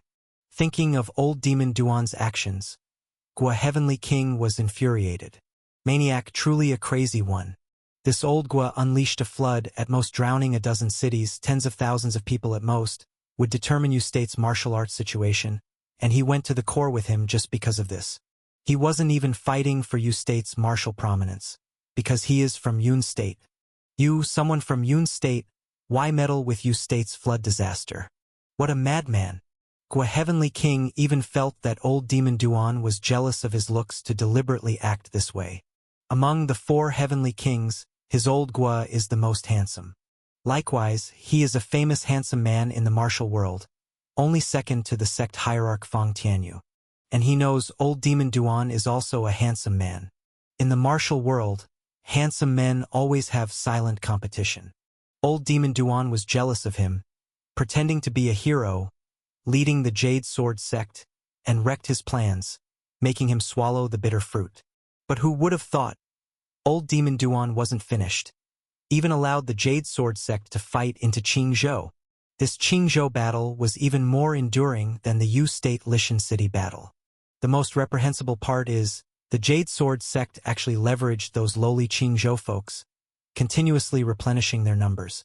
If not for those lowly folks willingly becoming fallen Jade girls, his White Sox sect would have long annihilated the Jade Sword sect. However, protected by White Sox, just when Gua Heavenly King thought he could win but couldn't annihilate the Jade Sword sect, another line of the Jade Sword sect emerged, claiming to flank them to acquire legitimacy. This backstab at this time was exactly what he desired. It was precisely because of this backstab that he saw hope in destroying the Jade Sword sect. Yes, precisely the line of Jade Sword sect that fully believes in old Demon Duan. To believe in old Demon Duan is to be Gua Heavenly King's mortal enemy. In contrast, those who dare oppose old Demon Duan are his friends. Old Demon Duan probably didn't expect that the Jade Sword sect he created would develop into such a state. But thinking of the trouble old Demon Duan caused him, Gua Heavenly King couldn't help but suppress the woman beneath him, venting his nameless rage. Those 2 rows of women in white socks gently exclaimed, "Heavenly King is so formidable. Heavenly King is mighty." In Duan Yun's impression, the men and women in the sect wearing white socks generally have average looks. At least from his impression, none stood out. But that's because most he encountered are from the lower ranks of the White Sox sect. Of course, there are beauties within the White Sox sect, at least the tent of Gua Heavenly King was full of them. Likewise, wearing white socks, even if both are women, the perception given is entirely different. Half a cup of tea time later, Gua Heavenly King let out a long sigh, saying to the wheat-skinned woman on the seat, "You may leave." The woman nodded slightly and left. Gua Heavenly King watched her back, his eyes tender and misty, as if shrouded in a veil of water. This wheat-skinned woman was actually sent by the allied Jade Sword sect. At the same time, this person was also a Jade girl transformed through cultivation technique. He is now not only with this woman of ambiguous gender but also fell for her, all due to his endless love technique.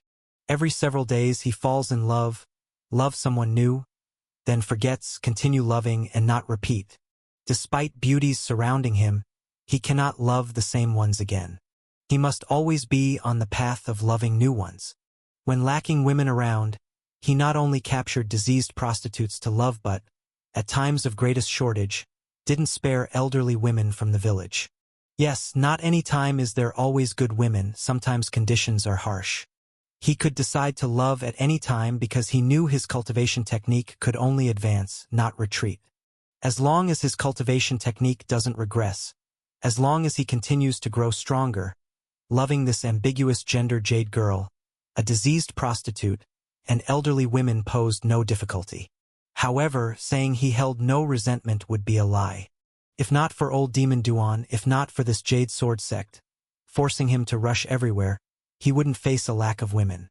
In this icy wilderness, finding 2 decrepit vegetables and something indistinguishable to love is already quite difficult. Isn't it? Gua Heavenly King decided to seize the time to end it all. Let this faith in old Demon Duan be annihilated. The cave, covered by snow, exudes a faint trace of warmth. At the bottom of the cave, a pool of water was steaming, with about 30 eggs inside. Around the pool sat around 100 people. Sister Zhao Yen, this is the last of our food. We probably won't hold out for too long. At this moment, a young girl spoke. Behind the girl, a handsome man's Dharma image appeared.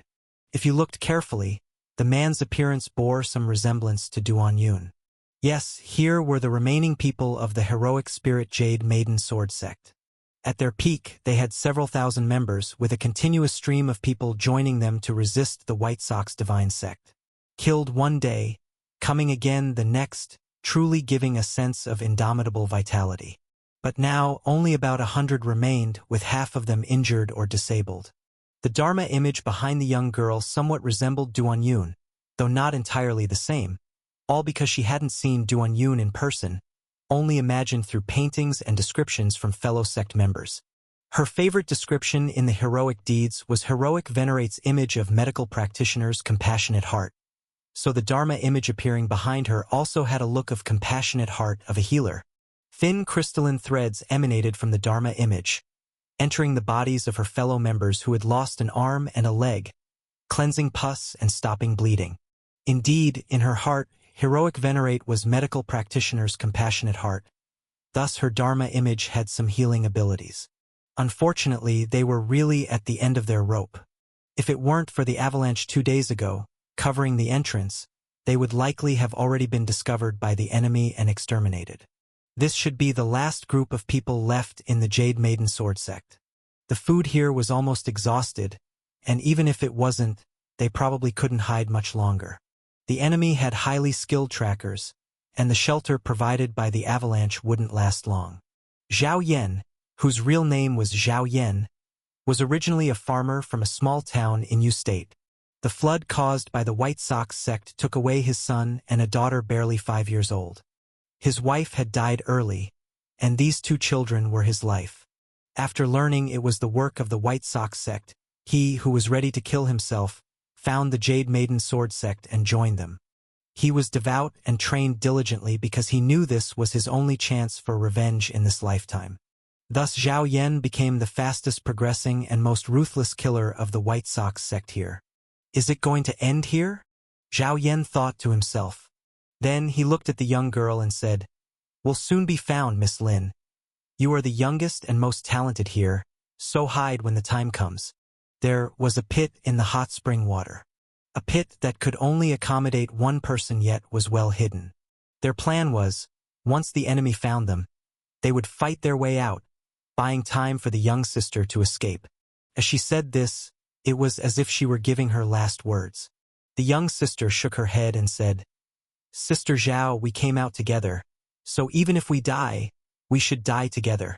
At this moment, Zhao Yen held her hand and said, "As long as you live, with your talent, the legacy of our Jade Maiden Sword sect will not be broken. Our Jade Maiden Sword sect, even a spark can start a prairie fire. Even if they die, as long as one survives with their faith in heroic venerate, the sword sect will not perish." Duan Yun rode on his mount, the daughter of the Jade Guanyin, traversing the lofty mountains. He had to admit, this woman's physique was extraordinary. Her delicate figure carried him, a grown man, through the rugged terrain as if it were flat ground, and at quite a speed. In this snow-covered forest, both Little Gray and Big White might fall short compared to her. The key was her endurance. She hadn't stopped for a day and night, proving to be more durable than Little Gray, his donkey. At this moment, the girl gasped heavily, saying, "I really can't walk anymore." Duan Yun raised an eyebrow, saying, "Continue, Little Een, show me your limits." With that, he lifted a finger and sent a wave of flirtatious finger strength across her body. The daughter of the Jade Guanyin jerked as if struck by a whip, clenching her legs tightly and letting out a muffled grunt, continuing her walk. Each time, Duan Yun motivated her potential this way. Unfortunately, this time she staggered after 10 steps and collapsed into the snow with a thud. Landing in the snow, the daughter of the Jade Guanyin saw him and, with her chest heaving like she was on the brink of death, said, "I really can't go on. Do as you wish, even kill me here if you must." Seeing her utterly exhausted state, Duan Yun couldn't help but muse. "It seems your limits are here. The golden liquid and jade liquid acupoint was stimulated, allowing her to carry on for a day and night. Indeed, this was quite impressive. Even if the Murong brothers were to carry him with their acupoint sealed, they might not fare much better. Duan Yun looked at her and said, "Rest for a bit. Later we'll continue our journey. As a mount, you're worthy, but being mine, you should bear my mark." The daughter of the Jade Guanyin looked bewildered and asked, "What mark?" Though raised surrounded by the Jade Guanyin's influence since childhood, she was still rather naive, having not long entered the martial world. Duan Yun remained silent, as the heroic fire lotus bloomed and landed with a slap on the sole of her foot. Humph! The daughter of the Jade Guanyin let out a cry of pain, struggling to look at the sole of her foot. She saw that her white jade-like foot now bore 3 small lotus flowers, truly treating her like a personal beast of burden. To be treated this way by the enemy who killed her mother brought a wave of humiliation rushing into her mind. But it was all temporary. Once her sister arrived, it would be her time for vengeance. In the icy snow, Duan Yun and Little Een rested under a tree. Yes, as Duan Yun's third mount, following Little Gray and Big White, she now had her own name. From overwork, Little Een had begun meditating for breathing control. Her meditation breathing method was rather special. In Duan Yun's perception, it was as if she were breathing underwater. How this one found him and why he hadn't found him back then, Duan Yun still didn't know, as the other's memory was a nightmare-like scene. Not in haste to investigate due to the journey ahead. Since idle time is wasted, Duan Yun planned to train again in 7 points to the original energy, as last time he only did half of it while traveling. 7 points. Returning essence. Qi. As Duan Yun suddenly spoke, the air around him changed dramatically. A vast and drifting aura transformed into a pillar of smoke soaring upwards, snowflakes falling from the branches swiftly returning to the tree.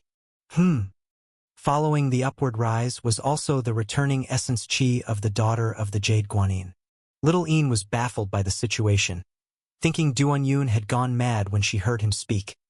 Instead, a warm flow rushed into her mind, sending her into blissful reverie, leaving her brain blank. In this blankness of bliss, she instinctively extended her tongue and rolled her eyes. In interacting with Duan Yun, such tongue extension and eye-rolling seemed to have become an irresistible instinct. While deploying 7 points to the original energy, Duan Yun also felt the rush was terrifying, rendering himself immobile. He felt as though driving a car at 180 miles per hour, unable to brake yet continuing to accelerate, easy to lose control yet thrilling. This time, he saw the smoke column emerging from Little Yin's head. Unlike the purple smoke of the goddess catcher sisters, Little Yin's smoke pillar was yellowish. This was indeed her returning essence Qi. Previously, he reached this tier. What would come next? Duan Yun couldn't help visualizing the contents of the latter half of the secret manual. Actually, complete or incomplete was irrelevant. The manual was merely a guide, and circumstances varied per individual. Decisions were personal. Understanding 7 points to the original energy is relatively simple. 7 points are to divide others' returning essence Qi. How to divide them? Extraordinary wisdom. Activate. Moments later, Duan Yun's eyes gleamed with insight, muttering to himself, "It's truly me. I've grasped everything." In that instant, the smoke column of returning essence Qi above Duan Yun transformed into the shape of a large hand, swiftly grasping Little Yin's smoke column of returning essence Qi. Instantly refined. 7 points to the original energy. 70% of your energy is mine. Little Yin's pale yellow smoke column distorted and transformed, soon becoming increasingly pale and thinner, initially like a giant serpent, eventually akin to not much smaller than a small snake.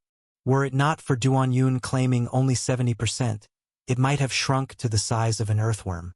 During this process, Duan Yun made full use of extraordinary wisdom, focusing on returning essence Qi visualization through 7 points to the original energy.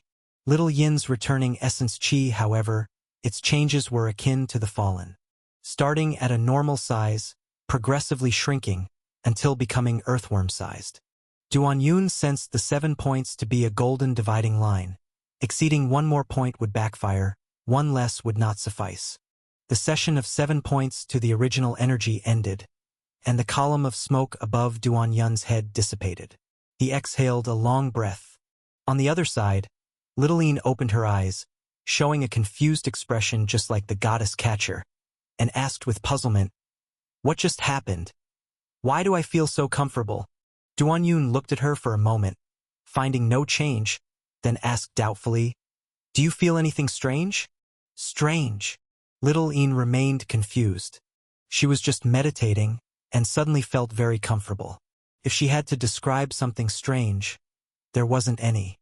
Involuntarily, she looked at the 3 lotus flowers at her feet. During this period, she couldn't help but glance at this humiliating mark. It felt unfamiliar not to look at it. After the time it takes to drink 2 cups of tea, Duan Yun realized there was indeed no change in her. No change? The 7 points to the original energy have no effect. Could it be that I haven't mastered it? Duan Yun couldn't help but ponder to himself. Littleine noticed Duan Yun kept staring at her and couldn't help but say, "If you want to punish me for no reason, go ahead. I'm not afraid." At this time, something in the forest startled the birds. A dozen or so birds flew over from that side. Clap, clap, clap, clap, clap. 5 crisp sounds in a row. Littleine got hit 5 times on the head by bird droppings, her entire being in a state of bewilderment. When the second blob of bird droppings landed on her head, she tried dodging it, but in trying to avoid the droppings, she ended up catching the remaining 3 as well. Littleine blinked her beautiful eyes, wondering, "No way! This unlucky?" Seeing her head full of bird droppings, hurriedly using snow to wash her hair, Duan Yun couldn't help but laugh. Littleine complained, "What are you laughing at? As if you're not going to check your hair afterward." Duan Yun snapped back to reality. "Oh yeah, I still need to hold my hair to steer the direction." Duan Yun said, "We've rested enough. Let's go relieve ourselves and continue on our way." Littleine hadn't finished washing her head. She wanted to lose her temper but felt intimidated seeing Duan Yun again. She feared he might again use a few fingers on her, which might make her pee on the spot. When Duan Yun told her to go, she obediently went too, as did Duan Yun. He comfortably relieved himself, watching the snow layer melt away from his urine, feeling quite relieved. But it was a bit chilly out here in the ice and snow. On their way back, Duan Yun suddenly stepped on something hard. The hard thing was usually a stone under the snow, but this time, through the sole of his shoe, he felt something unusual. He lifted his foot to take a look, and his eyes lit up. A golden ingot. Who dropped a golden ingot on the ground? "Ouch!" cried out. Little Yin's voice came from behind a tree.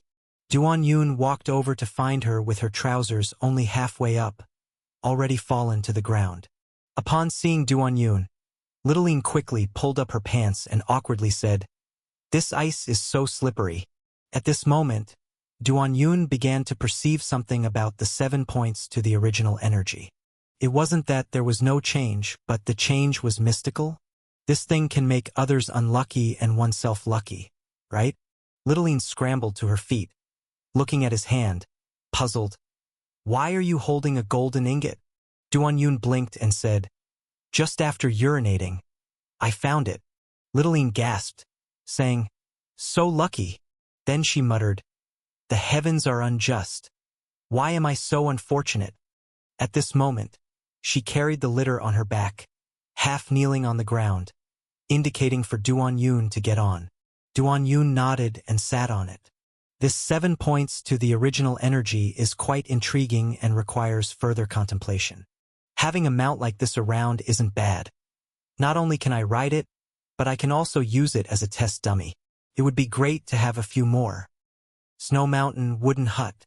The hastily built wooden hut wasn't shabby, with carved windows and elegant wooden doors that even featured pasted decorations. Outside, the cold wind was blowing, but inside it was warm as spring. In the spring-like wooden hut, there were also 2 women as warm as spring. Hua Wen and Hua Wu lay on the soft chaise, amidst the harsh winter, with various fruits and fine wine on the table. Even the most favored consort in the palace might not experience such luxury in these surroundings. Unlike the branch of the Jade Sword sect that only worships Duan Yun, which never cared for ostentatiousness and focused solely on chivalry, whether in action or on the road to action. The branch of the Jade Sword sect led by Hua Wen and Hua Wu is different. They want everything and a clear hierarchy. As the founders of the Jade Sword sect, now its leaders, Hua Wen and Hua Wu, now known as Hua Ling and Hua Yan, share preferences similar to Gua Heavenly King, craving comfort and ostentation. This is the face of the Jade Sword sect.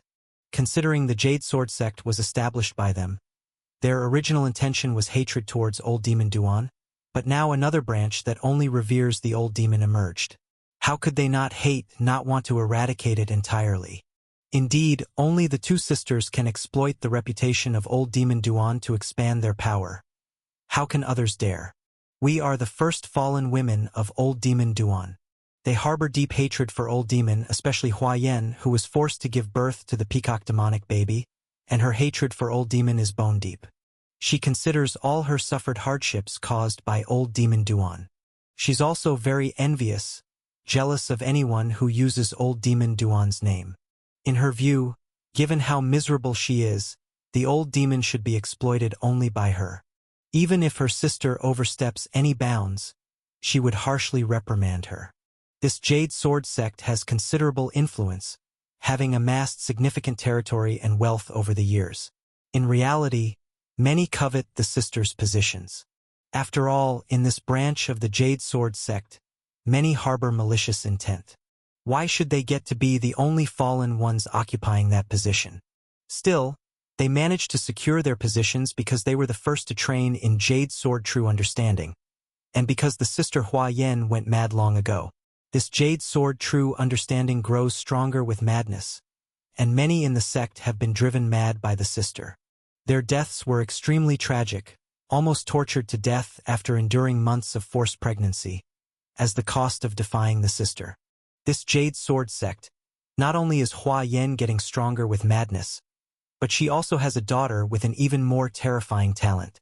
This daughter was ominous at birth, capable of walking on her hands and feet right after birth, and even training in Old Demon Duan's Jade Sword True Understanding. One could say she inherited the talent of the peacock demon, as well as her mother's craziness and brutality. At less than 3 years old, she can already torture some sect elders and high-level members to death. The key is, she is small in stature and can fly like a bird, making her perhaps the most elusive assassin in the world. This is also why Hua Ling and Hua Yan can enjoy such high positions. Just then, the window of the wooden hut opened, and a little girl climbed in. The girl's hair was colorful, at first glance resembling peacock feathers. Although she had human features, her nose was so hooked that it gave off the illusion of a bird. Upon seeing Hua Ling and Hua Yan, the little girl giggled, revealing sharp white teeth, and exclaimed, "Mother! Aunt!" Hua Yan was overjoyed, while her sister Hua Ling, despite her outward joy, was inwardly terrified. She feared this monstrous niece her sister had given birth to, for she was a born demon seed, with a constant sense that one day she wouldn't recognize family and would accidentally rip the sleeping her apart. Hua Ling was convinced that the most terrifying animal in the world isn't a lion or tiger, or a human-eating bear, but a bird, called a peacock.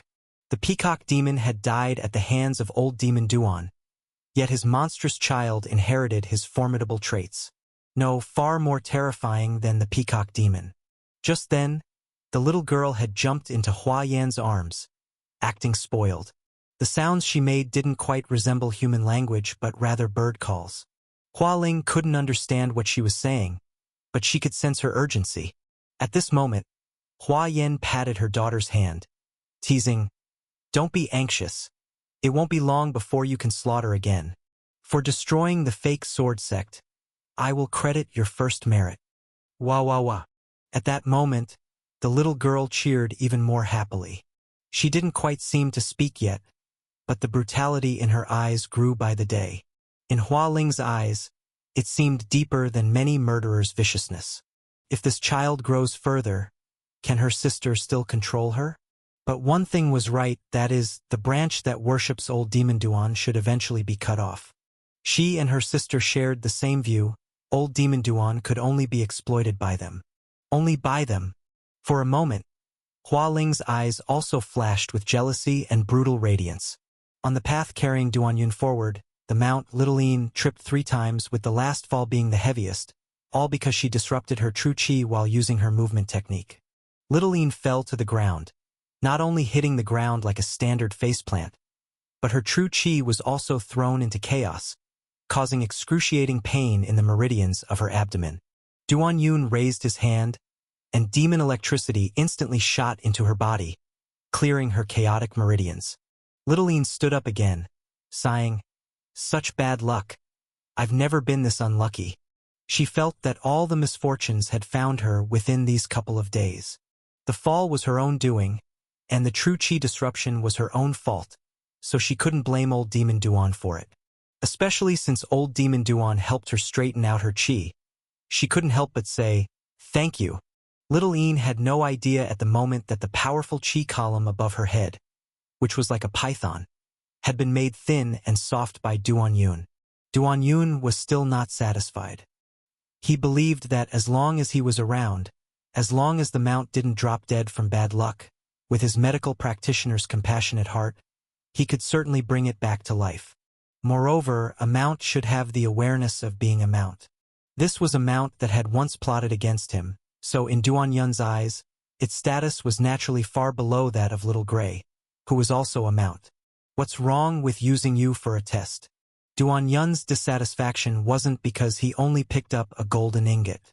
In fact, he later picked up a silver ingot, but because, as someone in the martial arts world, he felt that the 7 points to the original energy wasn't destructive enough. In other words, the technique that relied on refining others' fortune to make them suffer misfortune was too slow in causing damage. Battles between experts often decide victory or defeat in an instant. For example, if he met an opponent like Ming Xing again, the fight would likely end before the opponent even got unlucky. He had no idea if returning essence chi could be easily refined from someone like Ming Xing, who was an expert of the same level as himself. Duan Yun decided to use his extraordinary wisdom to continue deducing, at least to turn it into a technique that shows damage as soon as it's used. But how could this be done? No need to think. Let's refine chi first. 7 points. Returning essence chi. Activate. Duan Yun refined as soon as he said it, not caring whether Little Yin's returning essence chi would be absorbed to the size of an earthworm. Little Yin suddenly heard Duan Yun shouting behind her. She turned her head in fright. The next moment, a rushing sensation reached her brain, and she couldn't help but stick out her tongue, frozen in place. Duan Yun's gigantic returning essence chi smoke column once again transformed into a giant hand, grabbing Little Yin's already somewhat weak smoke column. Return chi. The weak smoke column instantly turned dim and small, swaying in the cold wind like withered willow in the wind. Meanwhile, Duan Yun's smoke column hand became more ferocious. Now that returning essence chi has been grabbed again, what should be done next? God damn it. How can it cause quick damage? Damn it. Extraordinary wisdom. Why haven't you got a clue yet? Damn it. We're really running out of time. Manipulating returning essence chi is not an easy task. Even Duan Yun had to tread carefully, and it couldn't be for too long. If it took too long, the Mount couldn't take it first of all. As Duan Yun kept spewing curses, his extraordinary wisdom flickered more intensely. In that instant, a flash of inspiration appeared in his mind, and he said, "I get it. To cause quick damage, simply throw it out directly." Why not just throw the 7 points of returning essence chi he had caught? Yes, exactly like this. I have realized it. The next instant, the immense smoke column suddenly sank and poured back into Duan Yun's body. Duan Yun crossed his hands and rubbed them together, and a halo immediately appeared around him. 7 points. Gui Yuan. As Duan Yun continued to roar, the halo swiftly converged toward his hands, forming a turbulent wave.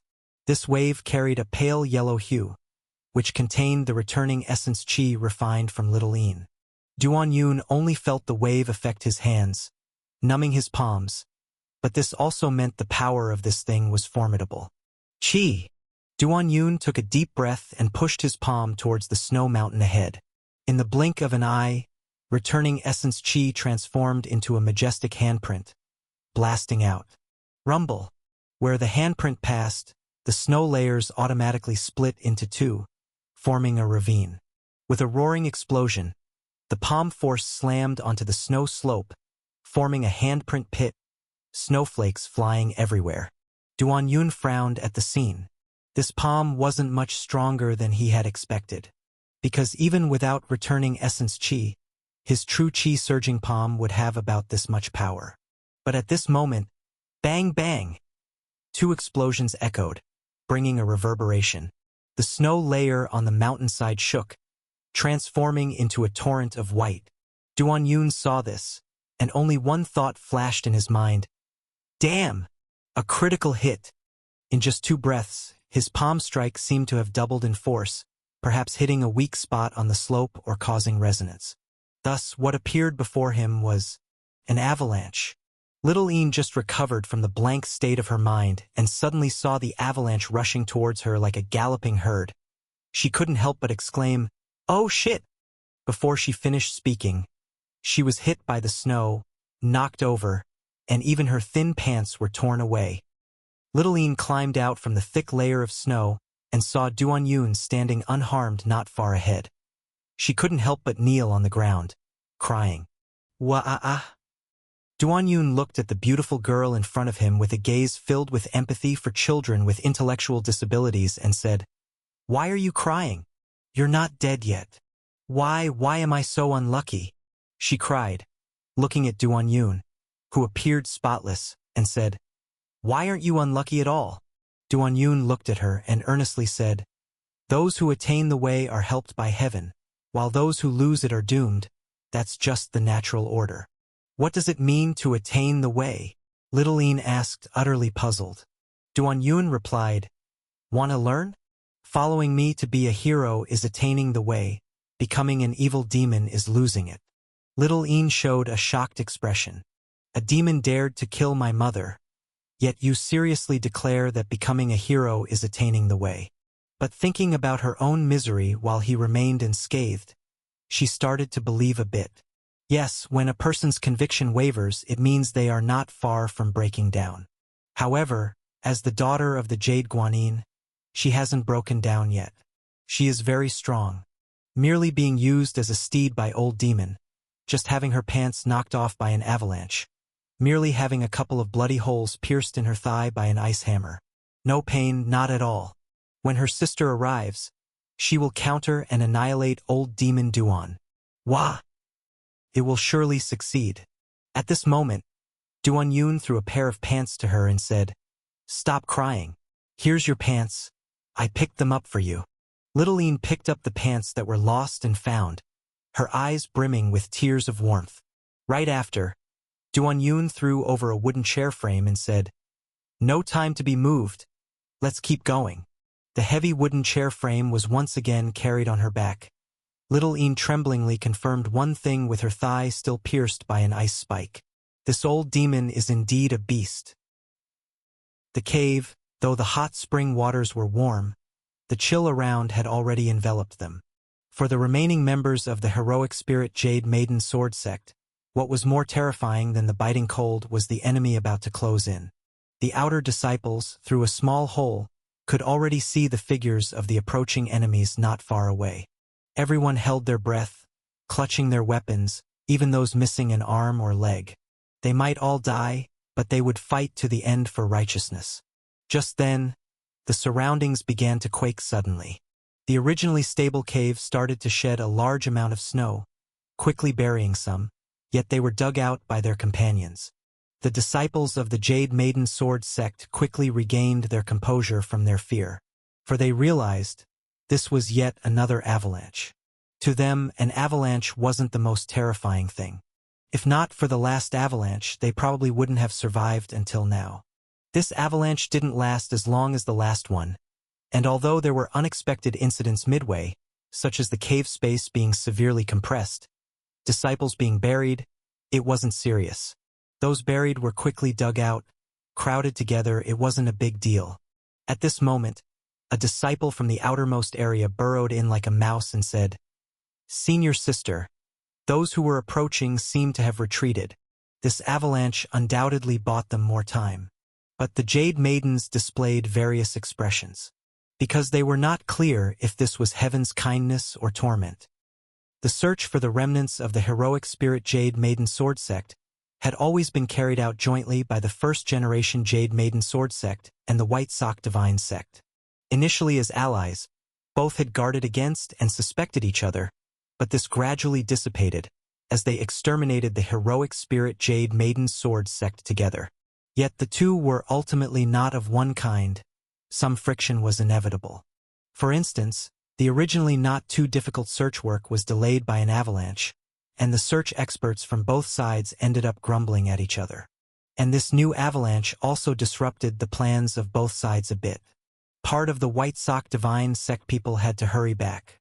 Due to the sudden avalanche this time, Gwa Heavenly King's tent was knocked down, and they needed to gather enough manpower to rebuild it. After all, no matter how big heaven and earth might be, they didn't have the flair of Gwa Heavenly King. There was a saying in the sect that Gwa Heavenly King would rather bleed than let his hair get messy, showing how much he valued his flair. While the first-generation Jade Maiden Sword Sect Master's wooden house was on high ground, unaffected, hence they decided to keep pushing forward.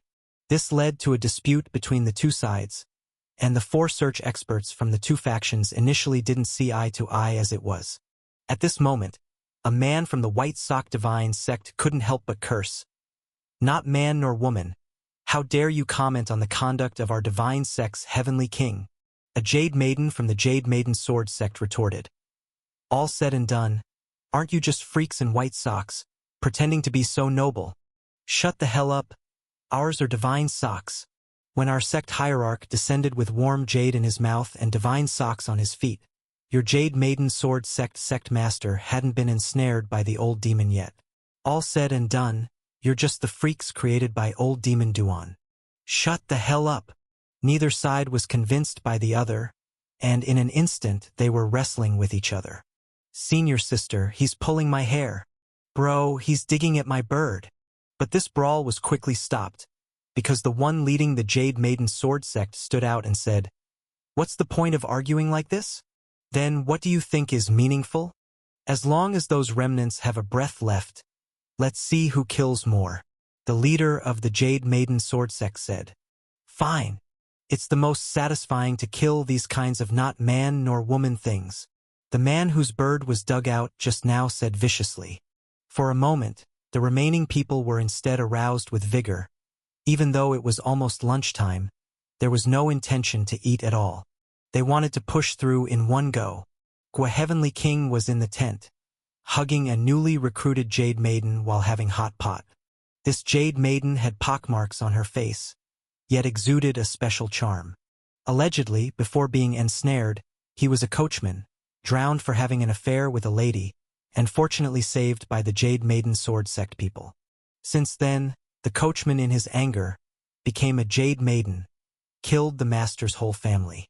Gwa Heavenly King had to admit, at first, when he had to admire the Jade Maidens due to his martial arts practice, he would feel a bit of hesitation, but by this point he had grown accustomed to their taste. He even found some delight in it, finding a normal woman to train and fall in love with, yet it didn't feel as exciting as with these Jade Maidens. For instance, this horseman Jade girl, in his eyes, was like a wild mare, easier to fall in love with. Just when Gwa Heavenly King was in high spirits, hugging the newly loved Jade Maiden, and preparing to enter a passionate relationship of training, the ground shook and the mountains trembled. Realizing something was amiss, his body transformed into a sharp arrow, breaking out of the tent. Almost at the same time, the surging snow flow buried his tent, hot pot, and the newly beloved horseman Jade girl. In midair, spinning and flying, Gwa Heavenly King felt the onslaught of cold currents and couldn't help but rage. "My room, hot pot, woman, flare." In an instant, a fire of anger arose in his heart. He quickly stomped on trees to dodge the avalanche while holding down his wind-blown hair. "Damn it! The hair almost got blown away. Yes, Gua Heavenly King claimed to be the most handsome in the divine sect, known in the martial world as a beautiful man, but had gone bald early on, keeping a wig on at all times. He had 38 wigs. Each one was cut from an enemy's head. 38 wigs. None of them originally belonged to insignificant people. This represented Gua Heavenly King's battle achievements. The latest wig was that of the Santong sect's sect leader, Li Santong. Li Santong actually didn't have a deep grudge with him, just casually mocked him a bit while drinking normally. Since Santong sect and Divine sect were on good terms, he shouldn't have minded, even though he was narrow-minded. But he killed him anyway because he thought the other had lush hair. He harbored some jealousy, because Li Santong, despite such ugliness, had extremely lush hair, while he, as handsome as he was losing his original hair. These wigs were cut along with the scalp, then tanned by the famed skillful child in the martial world, making them breathable and comfortable to wear. But like with the women he loved, Gua Heavenly King felt his wigs were a bit lacking. He wanted a new wig. A wig worn on Gua Heavenly King's head would never belong to a mediocre person. Right now, Gua Heavenly King's mind was fixated on one person. He now only wanted this one person's hair. Old Demon Duan. Old Demon Duan was currently the person he most desired to slaughter. And like him, Old Demon Duan was known as a handsome man in the martial world. Having his hair to wear would also fit his handsome Heavenly King persona. Just then, Gua Heavenly King landed on the top of a snowy pine, standing there, because he saw a person riding a beautiful woman. Good heavens, riding a woman in these deep mountains and wild forests. Could this flare be challenging his? Duan Yun rode Little Een, descending with the avalanche he caused. To be honest, if it weren't for having this evil woman as a mount and someone to test his techniques on, Duan Yun's journey these past 2 days might have been quite dull and tedious. Because searching for someone in the vast snow mountains is indeed a mentally exhausting task. Even the ever-present glare from the white snow, viewed too long, would tire one's eyes. Oftentimes, they, the mounted man and the woman being ridden, became the only moving creatures in these snow mountains.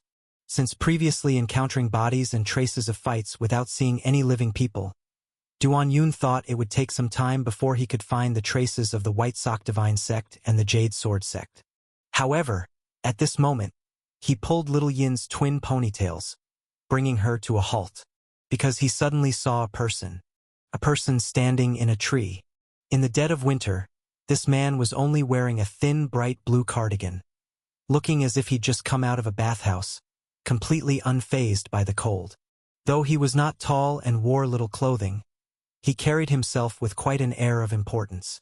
Even standing alone on a tree, he gave the impression of being surrounded by beauties and subordinates. Such a person, in Duan Yun's eyes, was highly likely to be a heinous evil demon. If not for the absence of White Socks, Duan Yun might have already concluded that this was an evil demon of the White Sox sect. In truth, Duan Yun was unaware that within the Divine Sox sect, the Heavenly King has a privilege, which is the freedom to wear socks. The 4 Heavenly Kings can wear socks if they choose, or not wear them, and the color doesn't matter. This was a rule set by Fang Tianyu, the sect hierarch of the White Sox sect, representing his trust in the 4 Heavenly Kings. Today, Gua Heavenly King was not wearing any. Upon seeing Duan Yun, he leaped down from the tree, his movement technique light and vigorous, like a dance imbued with thunderclap power. Duan Yun also dismounted from Little Een. Gua Heavenly King approached, admiring the beautiful Little Een, and remarked, "Brother, this mount is quite remarkable. What a style." Indeed, he also had a similar human mount, except he was usually carried by a tall, powerful warrior. Such a caliber of beauty, even though he had loved countless women, was rare for him. He wouldn't have had the time to love her, yet this person directly used her as a mount. Gua Heavenly King hadn't anticipated such ostentation, thus his eyes already showed malice. Duan Yun, touching Little Yin's right ponytail, asked, "Dare I ask if you are an evil demon?" Upon hearing this, not only did Gua Heavenly King, but even Little Een was stunned for a moment. Was old demon Duan usually this direct with his questions?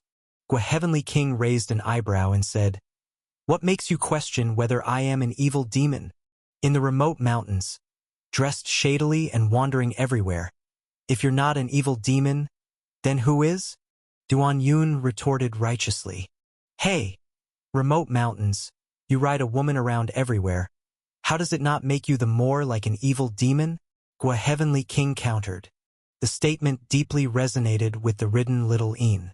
With that, the two glared at each other even more disagreeably. Especially Gua Heavenly King, noting that the other's mount surpassed his, and even her appearance was better, already considered adding a wig. Seeing this, little Yin's heart already tingled with an impulse. If they were to start fighting, wouldn't she find a chance to backstab then? No need to call her younger sister. She could backstab on her own? But thinking of the hand currently squeezing her ponytail, she clamped her legs tightly, feeling timid. If not for certain victory, maybe it's best to give up. As tensions rose between both parties, the sound of clothes slicing through the air was heard. Another 8 individuals approached using their movement techniques. At first glance, you noticed not their faces, but their legs. Or more precisely, the socks on their legs. In the cold of winter, they were not scantily clad, and the translucent white socks over their thick trousers were quite glaring. White socks' sex way of operating, especially under Gua Heavenly King's line, always emphasized style.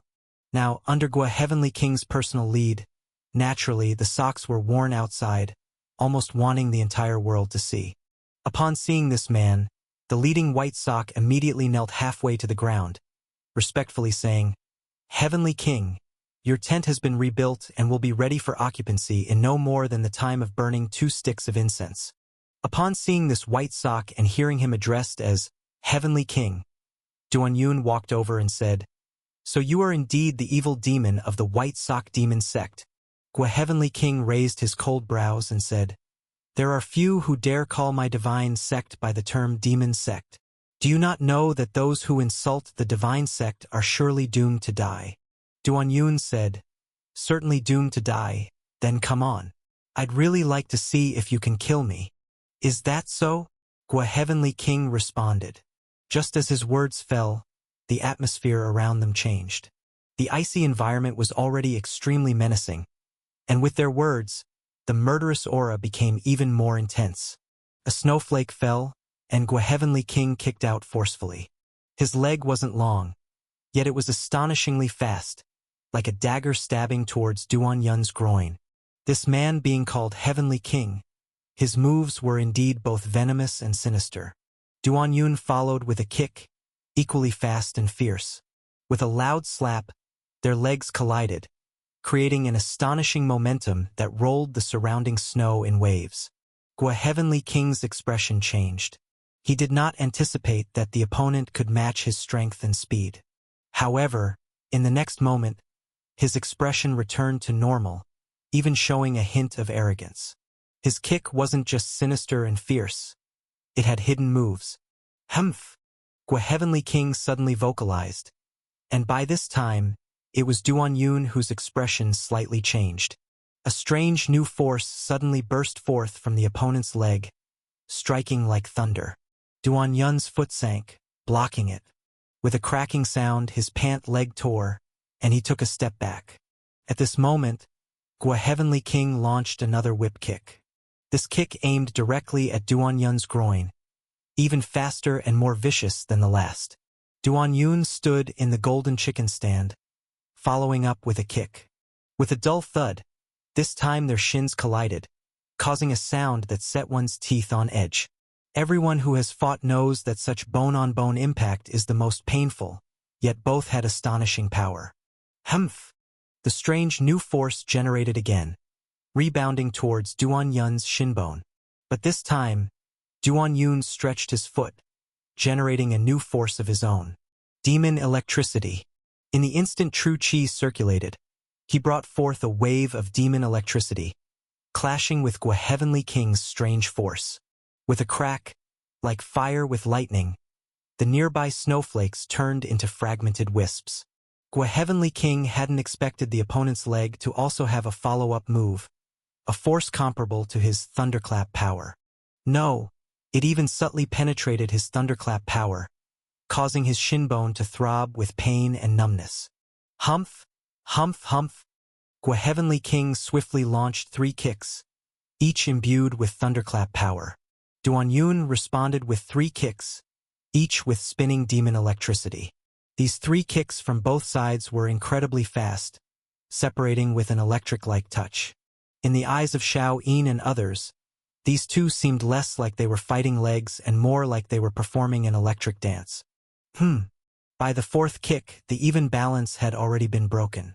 When Gua Heavenly King delivered the 4th kick, he was exhausting his breath, while Duan Yun remained vigorous, as if he could kick several more times without needing to catch his breath. In the Golden Chicken stand posture, Gua Heavenly King wobbled from Duan Yun's kick, shifting his body to the side. As he tilted, Duan Yun's 5th kick was already coming. This scoundrel, how malicious, aiming for his groin. Gua Heavenly King quickly twisted his body to narrowly avoid it. Although this kick missed the vital area, it landed squarely on his buttocks. A kick charged with demon electricity propelled Gua Heavenly King like a cannonball, as the fabric and flesh on his buttocks split open together. Suddenly, Gua Heavenly King was prostrate in a ditch he carved, his head buried in the snow. The disciples of the White Sock Divine Sect were dumbstruck. Not only because Gua Heavenly King was at a disadvantage in the leg exchange, but also because of his bare-bottomed posture. Everyone knew Gua Heavenly King valued his image and demeanor, but was this scene suitable for his subordinates to see? Surely not, or they might be silenced. As Duan Yun's successful kick left no room for Gua Heavenly King to breathe, his figure flickered, ready to launch another attack. Just then, Gua Heavenly King's buttocks suddenly tightened, followed by a sudden sound. Na na na na. Love never ends. When this sound emerged, Duan Yun was momentarily stunned, because the sound came from the opponent's butt. It was as if the opponent's butt had grown a mouth, making sounds. Or rather, he had practiced his backside into a musical instrument, thereby producing that sound. This sound was no simple thing. The moment it emerged, Duan Yun felt dizzy, as if not dating 300 girlfriends a year made him feel worthless. What the hell kind of but demon music is this? As Duan Yun came to his senses, Gua Heavenly King, naked from the waist down, leapt up, feet together, executing a tap dance aimed at Duan Yun's face. Duan Yun's hands sank, blocking his feet. But due to the hasty maneuver, he was kicked several steps back, his chi blood floating unsteadily. He had to admit this Heavenly King of the White Sox sect was not only tricky but had some skills. Back in Qinghe City, he had faced Grandmaster-level experts, and even during Xiao Yin's sneak attack, he sensed danger. But neither the head of the Yushi sect nor the daughter of the Jade Guanyin could match this Heavenly King. As another kick landed, Gua Heavenly King's mouth opened, shouting again, "Na na na na! Love never ends." This sound possessed a demonic nature, enveloping and influencing the mind. It gave Duan Yun the feeling that not being in love with Shening, Fenglinger, Yu Jinjin, Lang Yiming, Lang Yishue, Ziyu, Little Yu, and Qing made him unworthy of life, mere human refuse.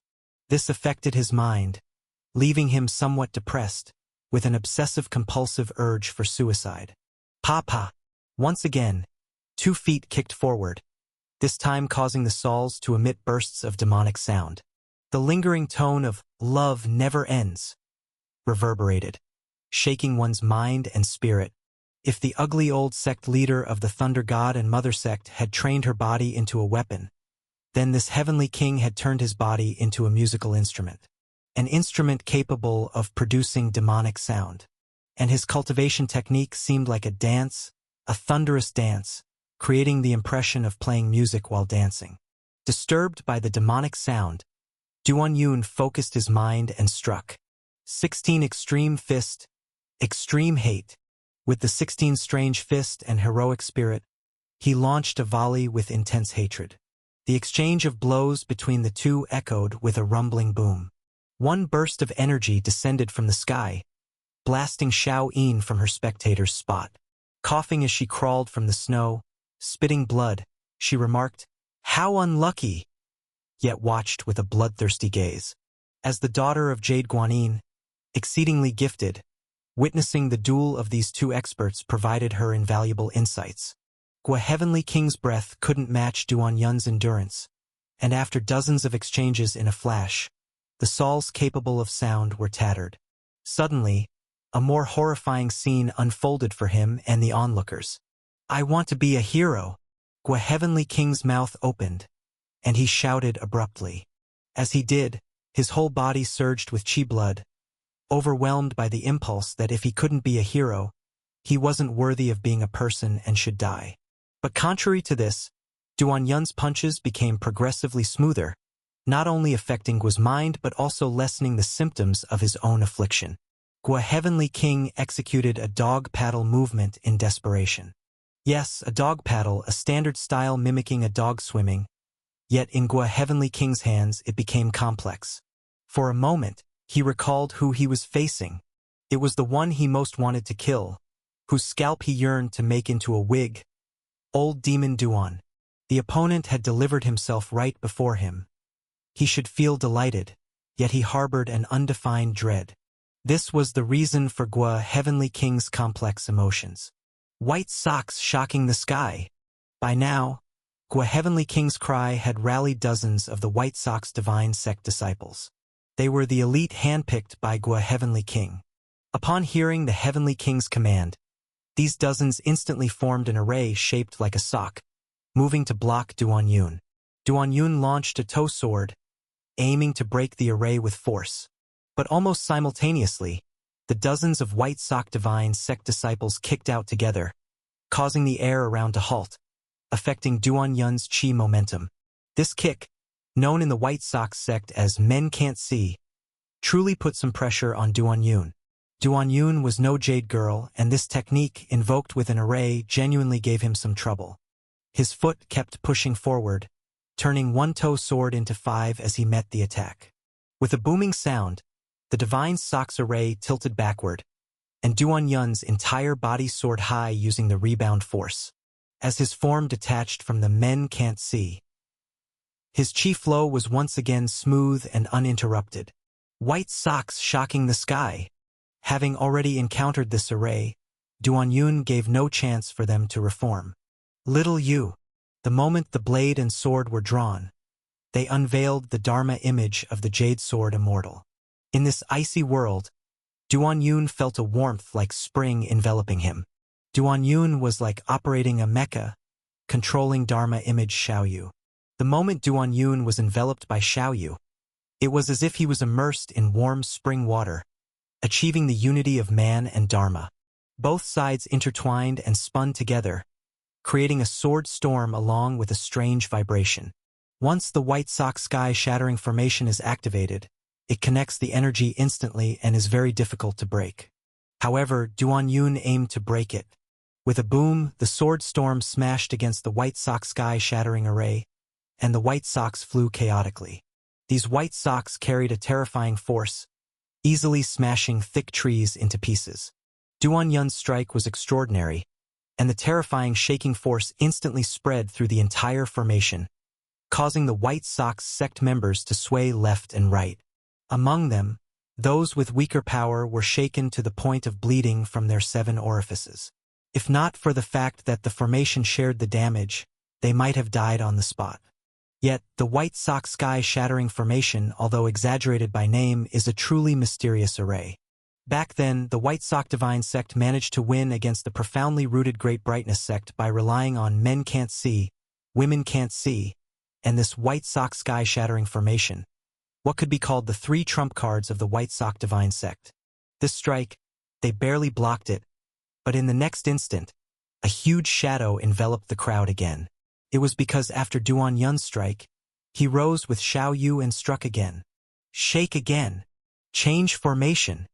Seeing the formation undergo a fierce attack and being unable to withstand it, the disciple of the White Sock Divine Sect stationed at the array I shouted out. In no time, the energy flow transformed, and the White Sox in the air orderly changed direction. With a boom, An energy wave burst out like ripples. It was not snowing today originally, but suddenly it started snowing.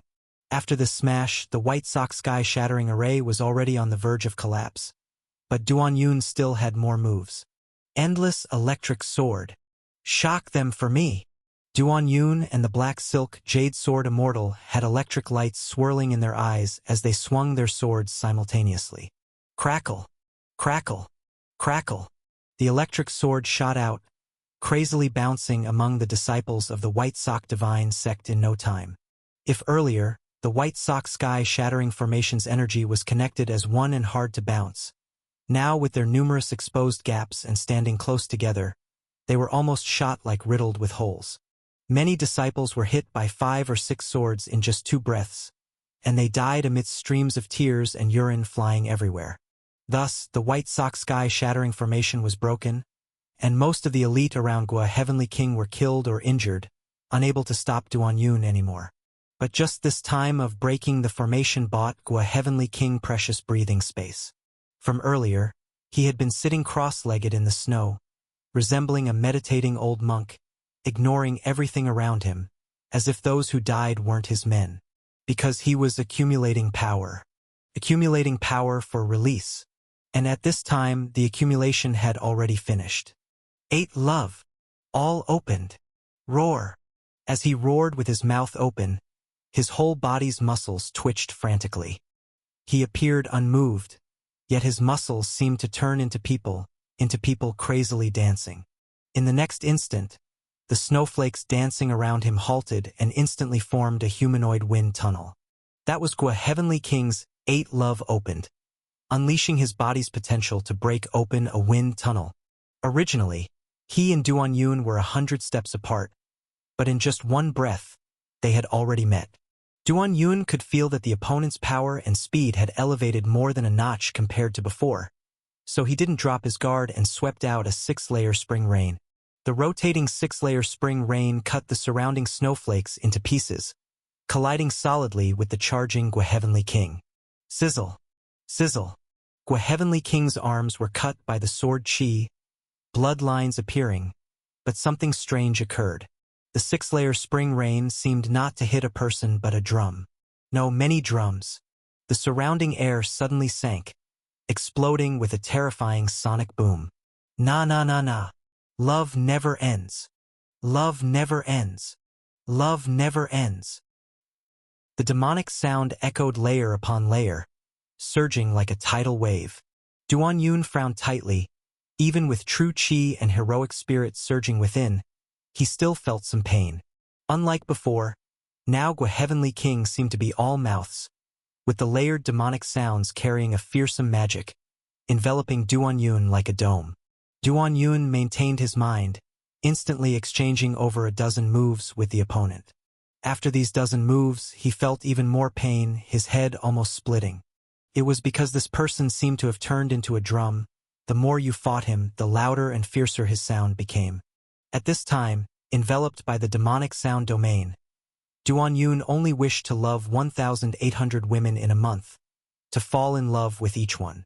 Yes, he wished his whole body was filled with organs for falling in love, endlessly loving many women, otherwise life would be a failure. Justifiably dead. So damn annoying. Duan Yun rolled on the ground, as if being a monkey chanting the tightening spell. Damn you! Chant your damn horse! Duan Yun had already realized that this sound domain overlapped into something akin to a sword field. For a moment, the entire mountain forest resonated with voices. Na na na! Love never ends. Even the Mount Little Een was affected, wanting to be fiercely dealt with by old demon Duan. Gua Heavenly King used this move to switch from defense to offense, even seeming to have the upper hand, causing the remaining White Sox divine sect disciples to spit blood and cheer. Little did they know, Gua Heavenly King was already in extreme pain. The 8 love open imposes a great burden on the body. He thought he could take down the opponent within 20 moves, then his injuries could still recover. But 50 moves had passed. Besides rolling on the ground like a monkey, the opponent seemed barely injured.